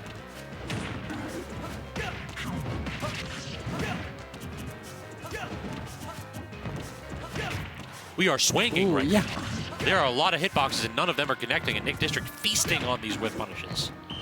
Ooh, that was clean. And it looked, with KingRoBo's reaction there, it looked like he was like, damn. yeah, like, I got God. Yeah, exactly. What can you do in that spot? That. Nick District got caught in that spot. Immediately hold the inhale and just say, hey, it might be day one, but this works for a reason.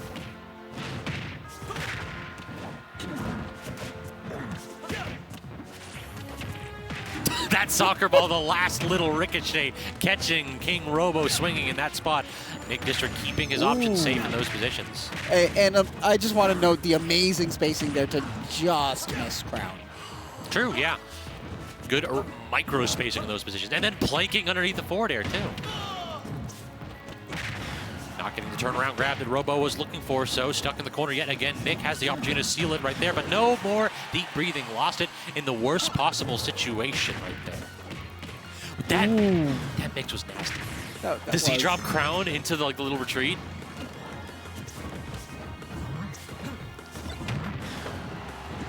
Make him pay for stealing your crown, King. Yeah.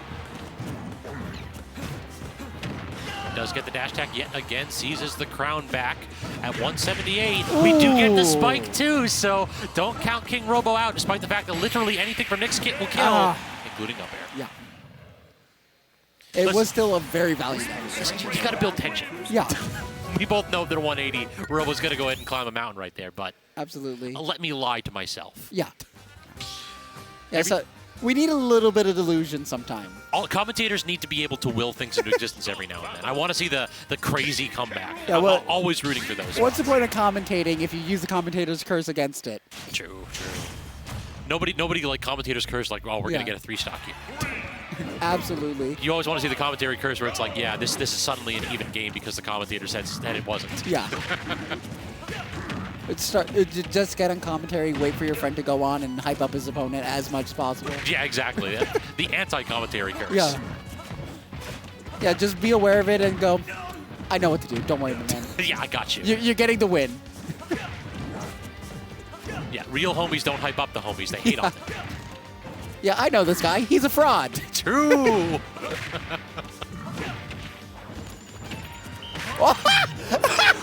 What a return. Robo can't believe it. Reels back in his chair, and Nick District stone-faced. No reaction from Nick at all. I'm sorry. I had to recover myself there. Because what was that? Typically, you see KingRoBo with the returning crown combos, but Nick District's like, listen, have you ever seen a soccer ball set up a combo for itself? I'm sorry. That's Wii Fit specific nonsense, and I loved it. Forward tilt? Oh, yeah. Instead, die to the back throw. No, Nick knows the DI. He's definitely been in with that before. Ooh. Great jump there to avoid the dash attack. Just doesn't get the right hitbox in the down smash, though. So Robo, second lease on life, but still down. And remember how I said that commentators never try to commentary curse and bring about a 3-stock? Right. Did I commentary curse that? Oh, no, we're good. We're good. Thank God. Just don't get JB. Yeah. Okay, we're safe now. Yeah. We're safe.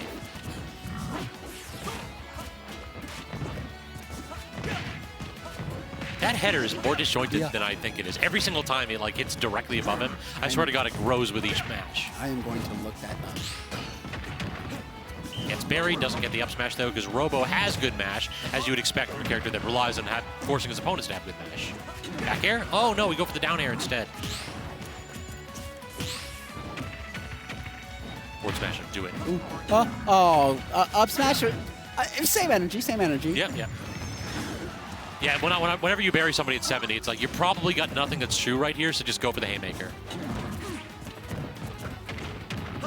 Going for the neutral tilt there with the jab, but just wasn't going to get it. Oh, you sold out right there, but didn't actually get the kill. I think too high of a rage to get the bury. So Nick District whiffing an opportunity for a kill. Instead, toss him off stage, reset the situation, get deep breathing and the crown, and hoisted by his own petard. Sometimes the curse of the crown lays heavy on the head. Heavy is the head that wears the crown, exactly. So not quite the flaming sword of Damocles, but instead KingRoBo slain by his own royal sigil. Look how big this is. We're checking out that side B header hitbox, and yeah, it is always... That should not be that big. Yeah, exactly. Wii Fit Trainer grows an afro all of a sudden right there with that Talk about having a big hitbox. head. Big head, but no thing can happen in that skull.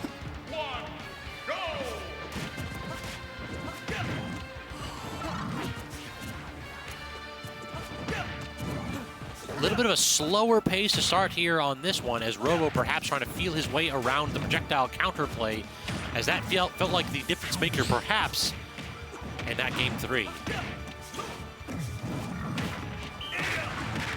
Good response to the crown armor right here, and Nick District untouched, just holding down neutral. Ooh, great parry there. Going for it, but just not getting it.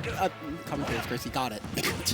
I feel it's interesting to understand how each player approaches these matchups. Like Robo tends to go for up throw just like at mid percentages instead of going for the forward throw and like forcing a tech situation. It's just an interesting option that Robo's basically going for max damage, or not max damage, but for the optimal combo instead of max damage. And interesting, Nick must have burned his double jump. I didn't realize it. Honestly, I'm not too sure what happened. I also don't know that he burned his double jump, so we're both confused. Because I could have swore he had it. I thought briefly, like, was he scared of KingRoBo's empty little approach there? Could be. That belly looking a little bit busted right here, so we have to be concerned if we're KingRoBo here for just a couple more seconds at the very least.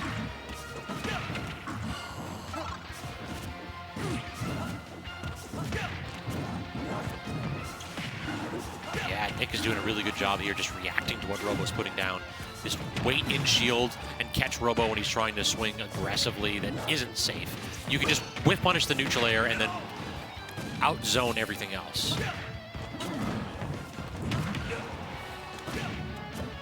Yeah, down tilt, the leg is invuln, and there's a big old disjoint to it, so it's a good tool right there. Are we going to get the back throw? No, instead just a mash out on Nick's side, so Robo a little bit greedy with those pummels.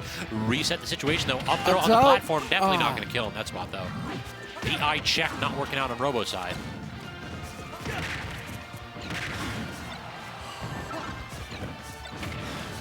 Nick taking the crown here and just keeping this tool away.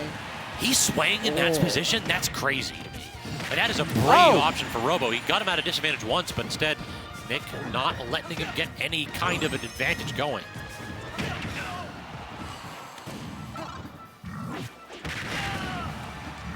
crown hit there. Oh. Good header, good header. Yeah, not respecting the fact that that forward air can very well be safe on shield. The grab attempt easily get whip punished from Robo. 115, and again, using that intangible up air. Wow. And well, the string followed up. What a response from Nick. Absolutely. Nick repeated history there after taking his win earlier from KingRoBo and said, can't let that happen. Yep. I'm not letting him get the run back. So 3-2 in winner's side, and then 3-1 on losers. So Nick District advances to grand finals to fight SLASHY, who knocked once again Nick down. Yep. Run back. The run back, exactly. Run back. So Nick continuing to secure his throne.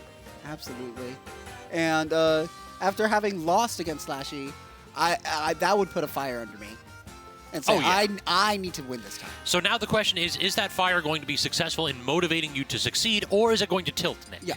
That's really going to be the question. What kind of mentality are we going to see here? Yeah, you need the right amount of fire that you're not letting it drive you, but you're also letting it motivate you. So, in addition, while we're paused Absolutely. here waiting for our players to get ready, why don't we take the opportunity to say thank you all so much for stopping by. If you have been enjoying the content, or if this is your first time here and you don't know exactly how you ended up here, this is The Grind. We are here every single Friday at 7:30 p.m. Eastern Time. You'll find me here taking up commentary for just about most of Top 8 just about every week. And Lumina, you've been showing up quite a bit as of late too. I So have. if you've been I've been trying to commentate more, get more experience. So if you've been enjoying either of us prattle on here, you can find social media info down below. ssb_scabs on Twitter. And what about you, Luminary? And at Leading Luminary, but someone took Leading Luminary with the I, so I had to put it, so I had to put an A, Leading Luminary. And I hate that he took over the site, but Musk keeps saying, oh, I'll delete all the inactive accounts. Yes, I'm waiting for that too on my side. I keep going and refreshing, like, is he gone yet?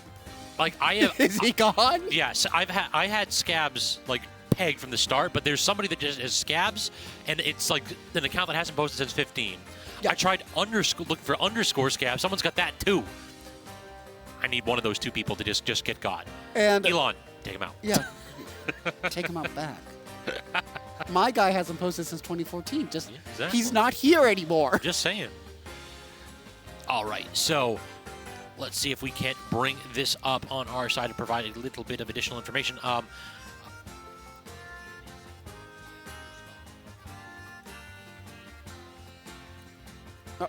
Okay, so we don't have our March monthlies. I do believe Xanadu Legends is coming up on March 9th, so if y'all are Melee fans, definitely tune in for that one. And then there will be an announcement later on for our FGC. B&B monthlies, most likely going to be, if we have one the 9th, most likely it's going to be the 17th or 23rd, and then most likely the ultimate one will be on the 30th. We don't have those set in stone yet. Definitely follow Xanadu Games at Xanadu Games on Twitter for the announcements. Absolutely. I love following Xanadu because it's such a quick little, okay, we good? We good. Yeah, exactly. And also, like you find out if the venue closes for any reason. But we don't typically close too frequently. Yeah, if there's ever inclement weather right before I leave my house, if I'm thinking about it, I'm like, okay. Exactly. Also, chat, we're coming up on the Grind 300. I need advice. What are we doing here? This is an event founded by JTS. And I am, like, me and Sunfish holding it down as our TO. We are the last two JTS members still participating in it. So we got to go ahead and come up with something special there. Pot bonus, reverse mains. Do I just go ahead and just, like, make a crazy rule set and inflict terror and pain on other players? I'm leaning towards that last one. I like crazy rule set. I want items on, but it's only the invincibility star from Mario and Mega Smash. Or just, like, have a wheel. You spin the wheel, and then it's a random rule for each. Oh, I like that. Yeah, it could be. All right, so no Steve District 14 for this one. We are locked in with the Wii Fit Trainer here. Nick District trying to go ahead and continue this run and get the revenge on SLASHY, who took it with, I believe, 3-1 in the finals. And if anything, if I were in Nick's position going Wii Fit, it's a pride thing. I don't want to change to what many consider to be one of the best characters in the game. I want to win with my character that I lost with earlier. True, and in addition, I feel like SLASHY is pretty good. He has a playstyle that's pretty good against Steve mains because they can mine all they want. If SLASHY's got the win, he knows the vibes. Exactly. But no lead for SLASHY so far, as it's interesting that we're on Callus to start off. This was Nick District's counter pick in their winter set a couple times, so I'm curious as to why SLASHY allowed this one through. Maybe this is just a stage that he's just a little more afraid of, or quite simply might have forgotten. Could be, could be. Air dodge back to edge there. SLASHY terrified of dealing with deep breathing Wii Fit Trainer, and for good reason, to be honest.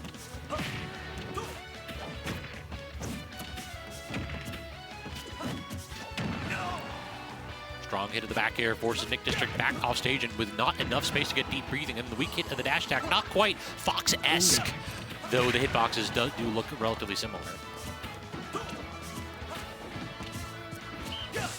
That is a big, I thought that was a big, whatchamacallit, opening for SLASHY to get a punish there, but apparently not. Ooh, getting the flashing mock punch is what it's called? We'll go with that. Yeah, yeah. It's a me move. We're not supposed to actually know their names. Yeah, these characters don't exist. Yeah. This whole match is actually just a grand little hallucination by all of us. Yeah, if you're still here, this isn't Grand Finals. This is just, you know, we're trying to trick you. Yeah. Sans isn't actually in Smash Ultimate. Wake up! It's been 4 years. Yeah, this is just our attempt at gaslighting. But Nick District having none of this game plan that SLASHY has been laying down so far. It has been run away, play defensively, and prevent SLASHY from getting these long strings. But instead, SLASHY did have the opportunity to respond, but good DI from Nick District so that we're not getting caught with the rupper in those spots. I like the ambitious down air there to try and catch Nick District as he recovers, but just with him.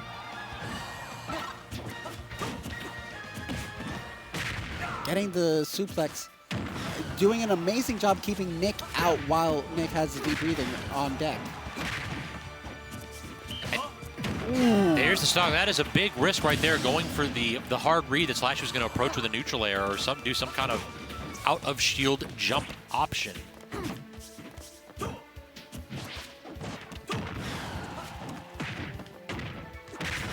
To just swing out of disadvantage. At low percent, that's unironically just a good option. It's like, oh, well, might as well.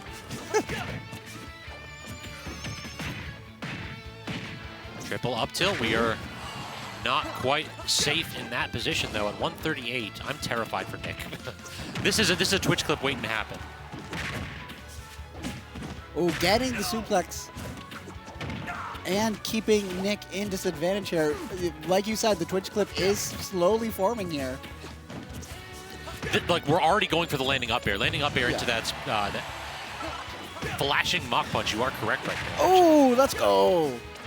I love knowing nonsense trivia. The air dodge, that's so unfortunate for SLASHY. Like, we were trying to wave land, I'm willing to bet money, or we're trying to air dodge out, but neither of those situations came correct, and Nick was able to cover that platform with the up air.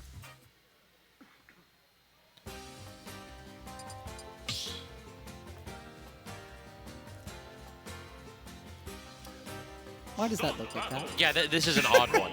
Apparently, this is, I know that a lot of, fun fact here with this move, for some reason, when it's successful, like when you hit with it, the character's invulnerable for like 50 frames.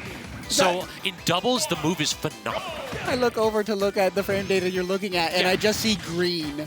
Yeah, it's basically, I've played with Mii Brawlers in doubles before, and basically you just throw them into that, and then you cannot interrupt the move. There's nothing that can be done about it. It's so sick. It's like, oh, sorry, you're stuck in my little cutscene. Don't worry about it. Yeah, for a solid second, you just have to sit there and watch. It's like, okay, cool. Trying to go ahead and get the down air there. That is actually like the SLASHY special in this matchup. I feel like I've seen SLASHY hit so many down airs on Wii Fit Trainer's recovery, trying to recover at edge. And on this stage in particular, the shape of those platforms really lend itself to that. So Nick has to be aware of that option.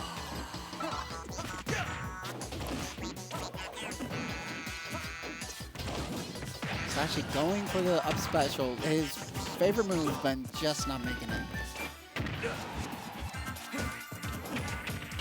Gets the grab, toss him off stage yet again. That just is going to give Nick plenty of time to charge up this Sun Salutation. Tosses it away, so no harm, no foul. I feel like first stock matters a lot in this matchup. Absolutely. Since these are both characters that can very much just build up damage.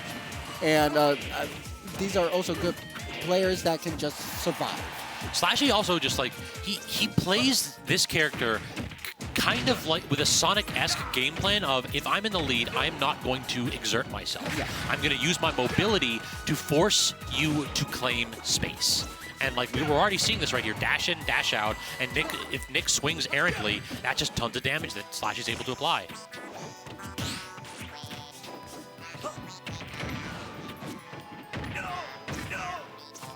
Oh, the air dodge, and yeah, that thropper was definitely coming out right there, but a little bit delayed on Slashy's side.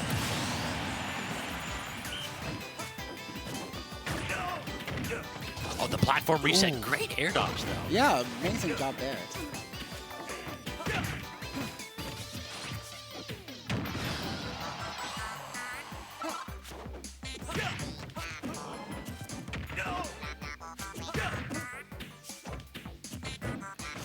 Safe, a back air forward short, trying to apply easy pressure that Nick can't really punish out of shield. And then eventually, Slashy will stop applying that safe pressure and go for one of those haymakers. And it just feels as though Slashy knows.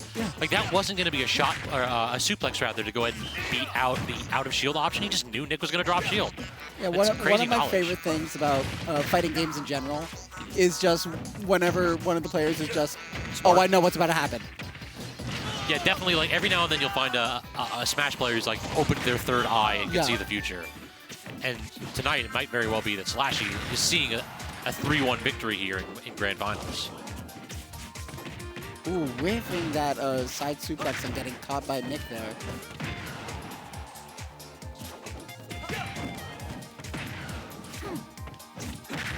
And the up air as well, so Slashy has to recover, gives Nick plenty of time to get the deep breathing going, and that allows that deep breathing back air.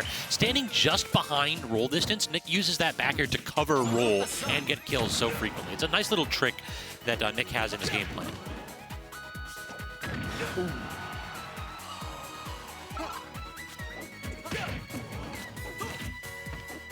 Oh, it didn't turn around the grab. Slashy had the right idea, but just wrong on the execution aspect of it. Going with a little bit of a tomahawk grab here into forward throw, but still not taking the stock at 150. Can't get the 2-frame either. So far untouched, so Slashy's really not giving Nick any room to breathe. Yeah, JV2 in that spot. Slashy played a solid like 30 seconds on that last stock at 0%. Absolutely. Phenomenal job there. Just shows that the defensive game plan from Slashy is the pinnacle of yeah, I just lost my train of thought entirely. That was like I had something and then I stuttered. Let's see it. Let's see it. I got a little bit of a stutter, so I like clove my tongue to the roof of my mouth. Like I don't want to stutter in that position, and then I immediately lost my train of thought. Always the worst. Always the worst. My thing is, I'll fully walk into like a room, like to tell someone something, and like I'm like, oh hey, I had something to tell you. I forgot that. What is it? Yeah, the stutter gets me occasionally. Usually I'm pretty good with whatchamacallit, continuing my train of thought, but right there, completely gone, just lost it. Part of the problem is that this is Friday night, this is the grind, so we have all suffered through another 40-hour work week, and one of these two trying to walk away with an extra little bonus in their back pocket, but so far it is looking like it may very well be Slashy that walks away with that extra bit of cash to end the evening. Nick, though, definitely looked solid game one, but that game two adaptation from Slashy was a little bit fearsome. Yeah, both of us use the talk button to go ahead and cover yawns. Yeah, we're getting late here. We've been here for a while.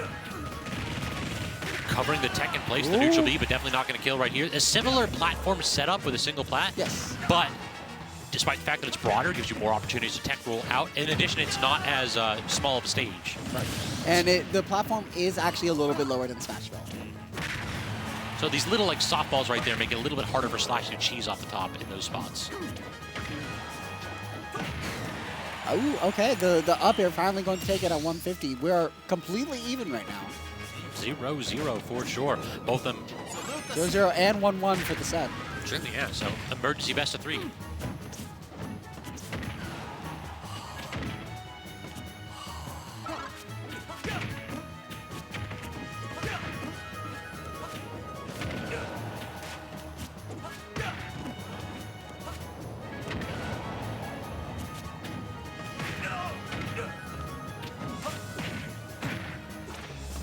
Couple good, just little tit-for-tat blows exchanging between these two. Slashy coming up very well on the percentage side of things here, though. It feels as though in this matchup, SLASHY definitely has the strings, which can deal more damage and low to mid percentages. Nick relying more on those stray hits and projectile pressure. And really, it's the mobility of Brawler that's kind of been the X factor. Brawler has been able to just... Ooh. Oh no, speaking of X factor, the up smash of SLASHY, I feel like perhaps stuck on that platform again. Something deep in me tells me that was meant to be a fall-off platform fair. Yeah, I think you're dead on that Luminary, yeah. But no harm, no foul there as we're back to even. Absolutely. And doing a fairly good job here of putting Nick on the back foot.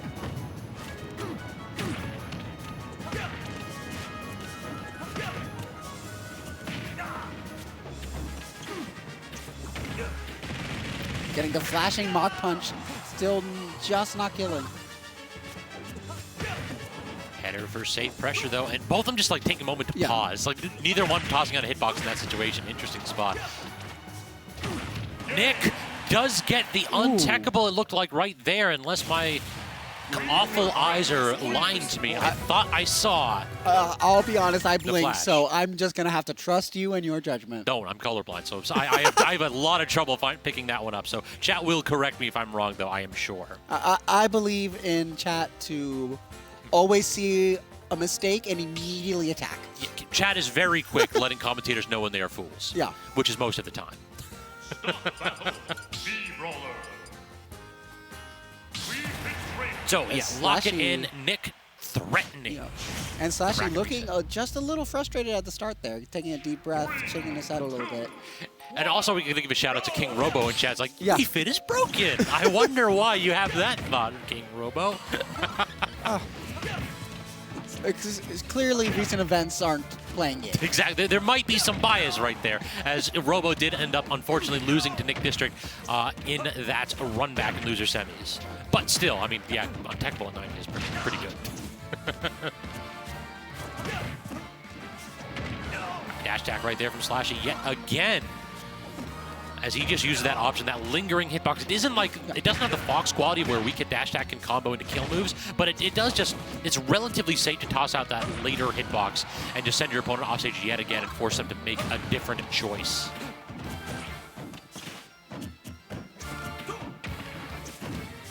Ooh. Calling out the tech roll in, but just not getting the correct spacing there. Instead, a little bit of aggression off stage. A rare opportunity for SLASHY right there to land the back kill. And then Nick immediately coming in with a deep breathing forward tilt and saying, okay, stock's done. I have to even it up again. Yeah, these two are really just going blow for blow. It feels like both of them, like, evenly matched both in terms of game plan, skill, and execution. There really have been no real moments where I can say it's like, oh, X player's like super outplayed Y player for an extended period of time. It feels like it's a real back and forth so far. This is Grand Finals. And these two are both just so evenly matched.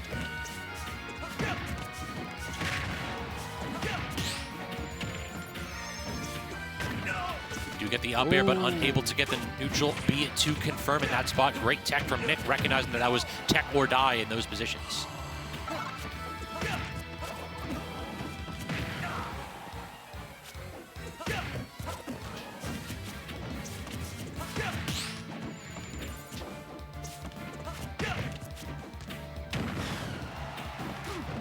SLASHY, though, doing a great job of maintaining momentum on this stock here, and it looks like Nick did not have any resources able to recover, so this may be a pretty solid lead, but again, we've seen what deep breathing can do. All it really takes is 2 or 3 hits, and the added damage and kill power of Wii Fit Trainer may very well even this back up. Wait a little bit. See what the other wants to do. Get a feel for, like, all right, neutrals reset here. Let's just see what my opponent wants to do before I react. Agreed. Dash attack definitely unsafe from Wii Fit Trainer, and then leads into the suplex too, so things going from bad to worse here on Nick's side. Does get the deep breathing after the sun salutation, so that does provide a nice bit of healing there, and then reacts to the bad suplex from SLASHY, the aggressive option that Nick is able to just little dash away from. Suddenly, we're back to a spot where SLASHY has the opportunity to go ahead and seal this game away, but Nick, if he manages to break this down and just get a ton of neutral interactions, he may be able to... Oh, on Kalos? No. Fake kill screen, 100%. Yeah, Nick just has that DI, he's good. I'm also really surprised we're back on Kalos. I really did think this was a great stage for Brawler for that reason in particular. 2 times in a row now, we've seen SLASHY hit with kill confirms that would have finished on other stages, but 3rd time is the charm. Bumper not stale enough to allow Nick District to sneak out of that confirm. Absolutely doing a terrific job getting us into Game 5 here for Grand Finals. Nick's counter pick though, so we'll have to see where we are heading here. If we're heading for the bracket resets, are we sticking with Kalos perhaps? I might. Yeah. Yeah. Start battle. B-Brawler. Yep, no change-ups here in a do-or-die spot for Nick District. SLASHY may very well have an entire other set to work with, but I feel like SLASHY's not the player to just give up the free set. Oh, no. Some players will basically say, oh, it's a do-or-die situation, it's a nail-biter. Why don't I just wear down my opponent's mental while preserving my own? I've never really seen SLASHY do that. No. Oh, getting the little down air there to Nick's ledge grab. Not getting much out of it, but still getting a good little bit of damage there. The double rising back here not working out, though. Wii Fit Trainer is tall, but not that tall.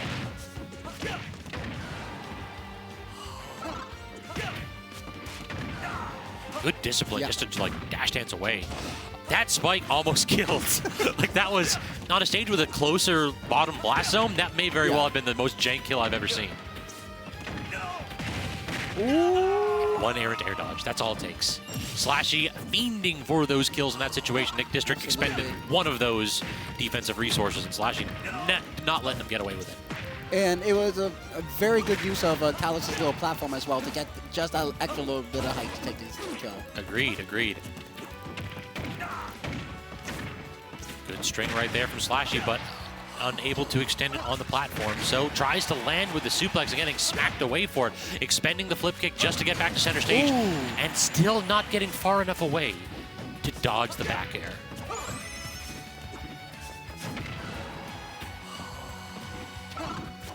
Yeah, I wanted that stock too, SLASHY. I don't blame SLASHY at all for going off stage for that one.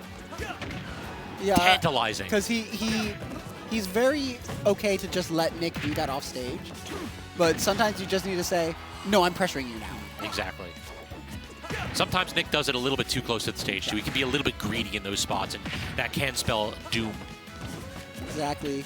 And sometimes you just need to get that little mix-up of, yeah, I've been letting you do this. Don't get too complacent here. I let you. Yeah, right there. We just saw it again. Run off stage in the neutral B. Nick did cancel it, so he does not die. But in this situation, awkward recovery attempt. Has to recover low. Barely does manage to make it back. SLASHY continues the barrage of back air, safe pressure that Nick had no response to. Needed a parry or nothing.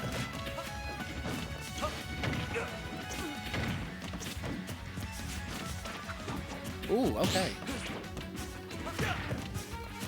Both players here just taking their time. Once again, just getting a feel for each other. But it feels like Nick is getting just a little too pressured here, just a little nervous. Yeah, we need to see these strings end in a stock. Like I want to see Nick use this deep breathing and convert it into something. But no, SLASHY timed it out. He's so good with just waiting out this option. We haven't seen Nick get nearly as many deep breathing kills this set. And for so many things, for so many games, it could be Guilty Gear, it could be Smash Bros. Just having that patience of waiting to see what your opponent wants to do goes so far. True. Like, a lot of people underestimate how good it feels to hit buttons in fighting games. Yeah. Like, everybody wants to do that, but in some situations, hitting nothing or dashing away and watching your opponent is the correct option. So Nick not quite in a position where he has to worry about the stock dying. I think maybe falling up air neutral B might threaten it, but SLASHY with no rage in this spot, I don't think so, really. So now Nick has the opportunity to play neutral, and neutral he is playing in this spot. SLASHY doing an amazing job keeping Nick out here. And with so little percent here and so much percent on Nick, this is looking a little iffy here. Oh no, the dash grab with deep breathing active, so not going to make too much out of it on Nick's end, but SLASHY with an unforced error in that situation for sure. We do get the confirm though, falling up air into up B and even on Kalos. That'll do it in the X factor of Brawler's kill confirms, proving to be the difference maker in Game 5. Absolutely, SLASHY getting his second grind in a row. Exactly, the consistency of SLASHY starting to be something to be worried about. Absolutely. We had a period where Red Oolong was just the terror of the grind, and now perhaps Absolutely. are we seeing a new champion rise to the fore? Or will Pink Fresh return with Min Min to make a lot of these players quake in their boots? Pink Fresh just coming in and saying, okay, I let you guys get a little too complacent. Maybe.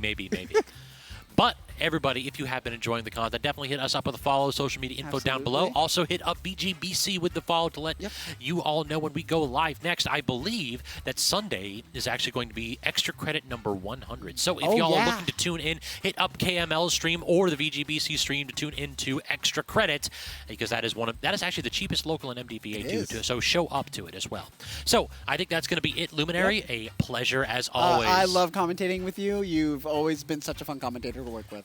Mutual respect right there. Always a pleasure. So that is going to be it for us. Unfortunately, y'all, if you enjoyed it, tune in next time. But until next week, we'll catch y'all next time. All right. See y'all later.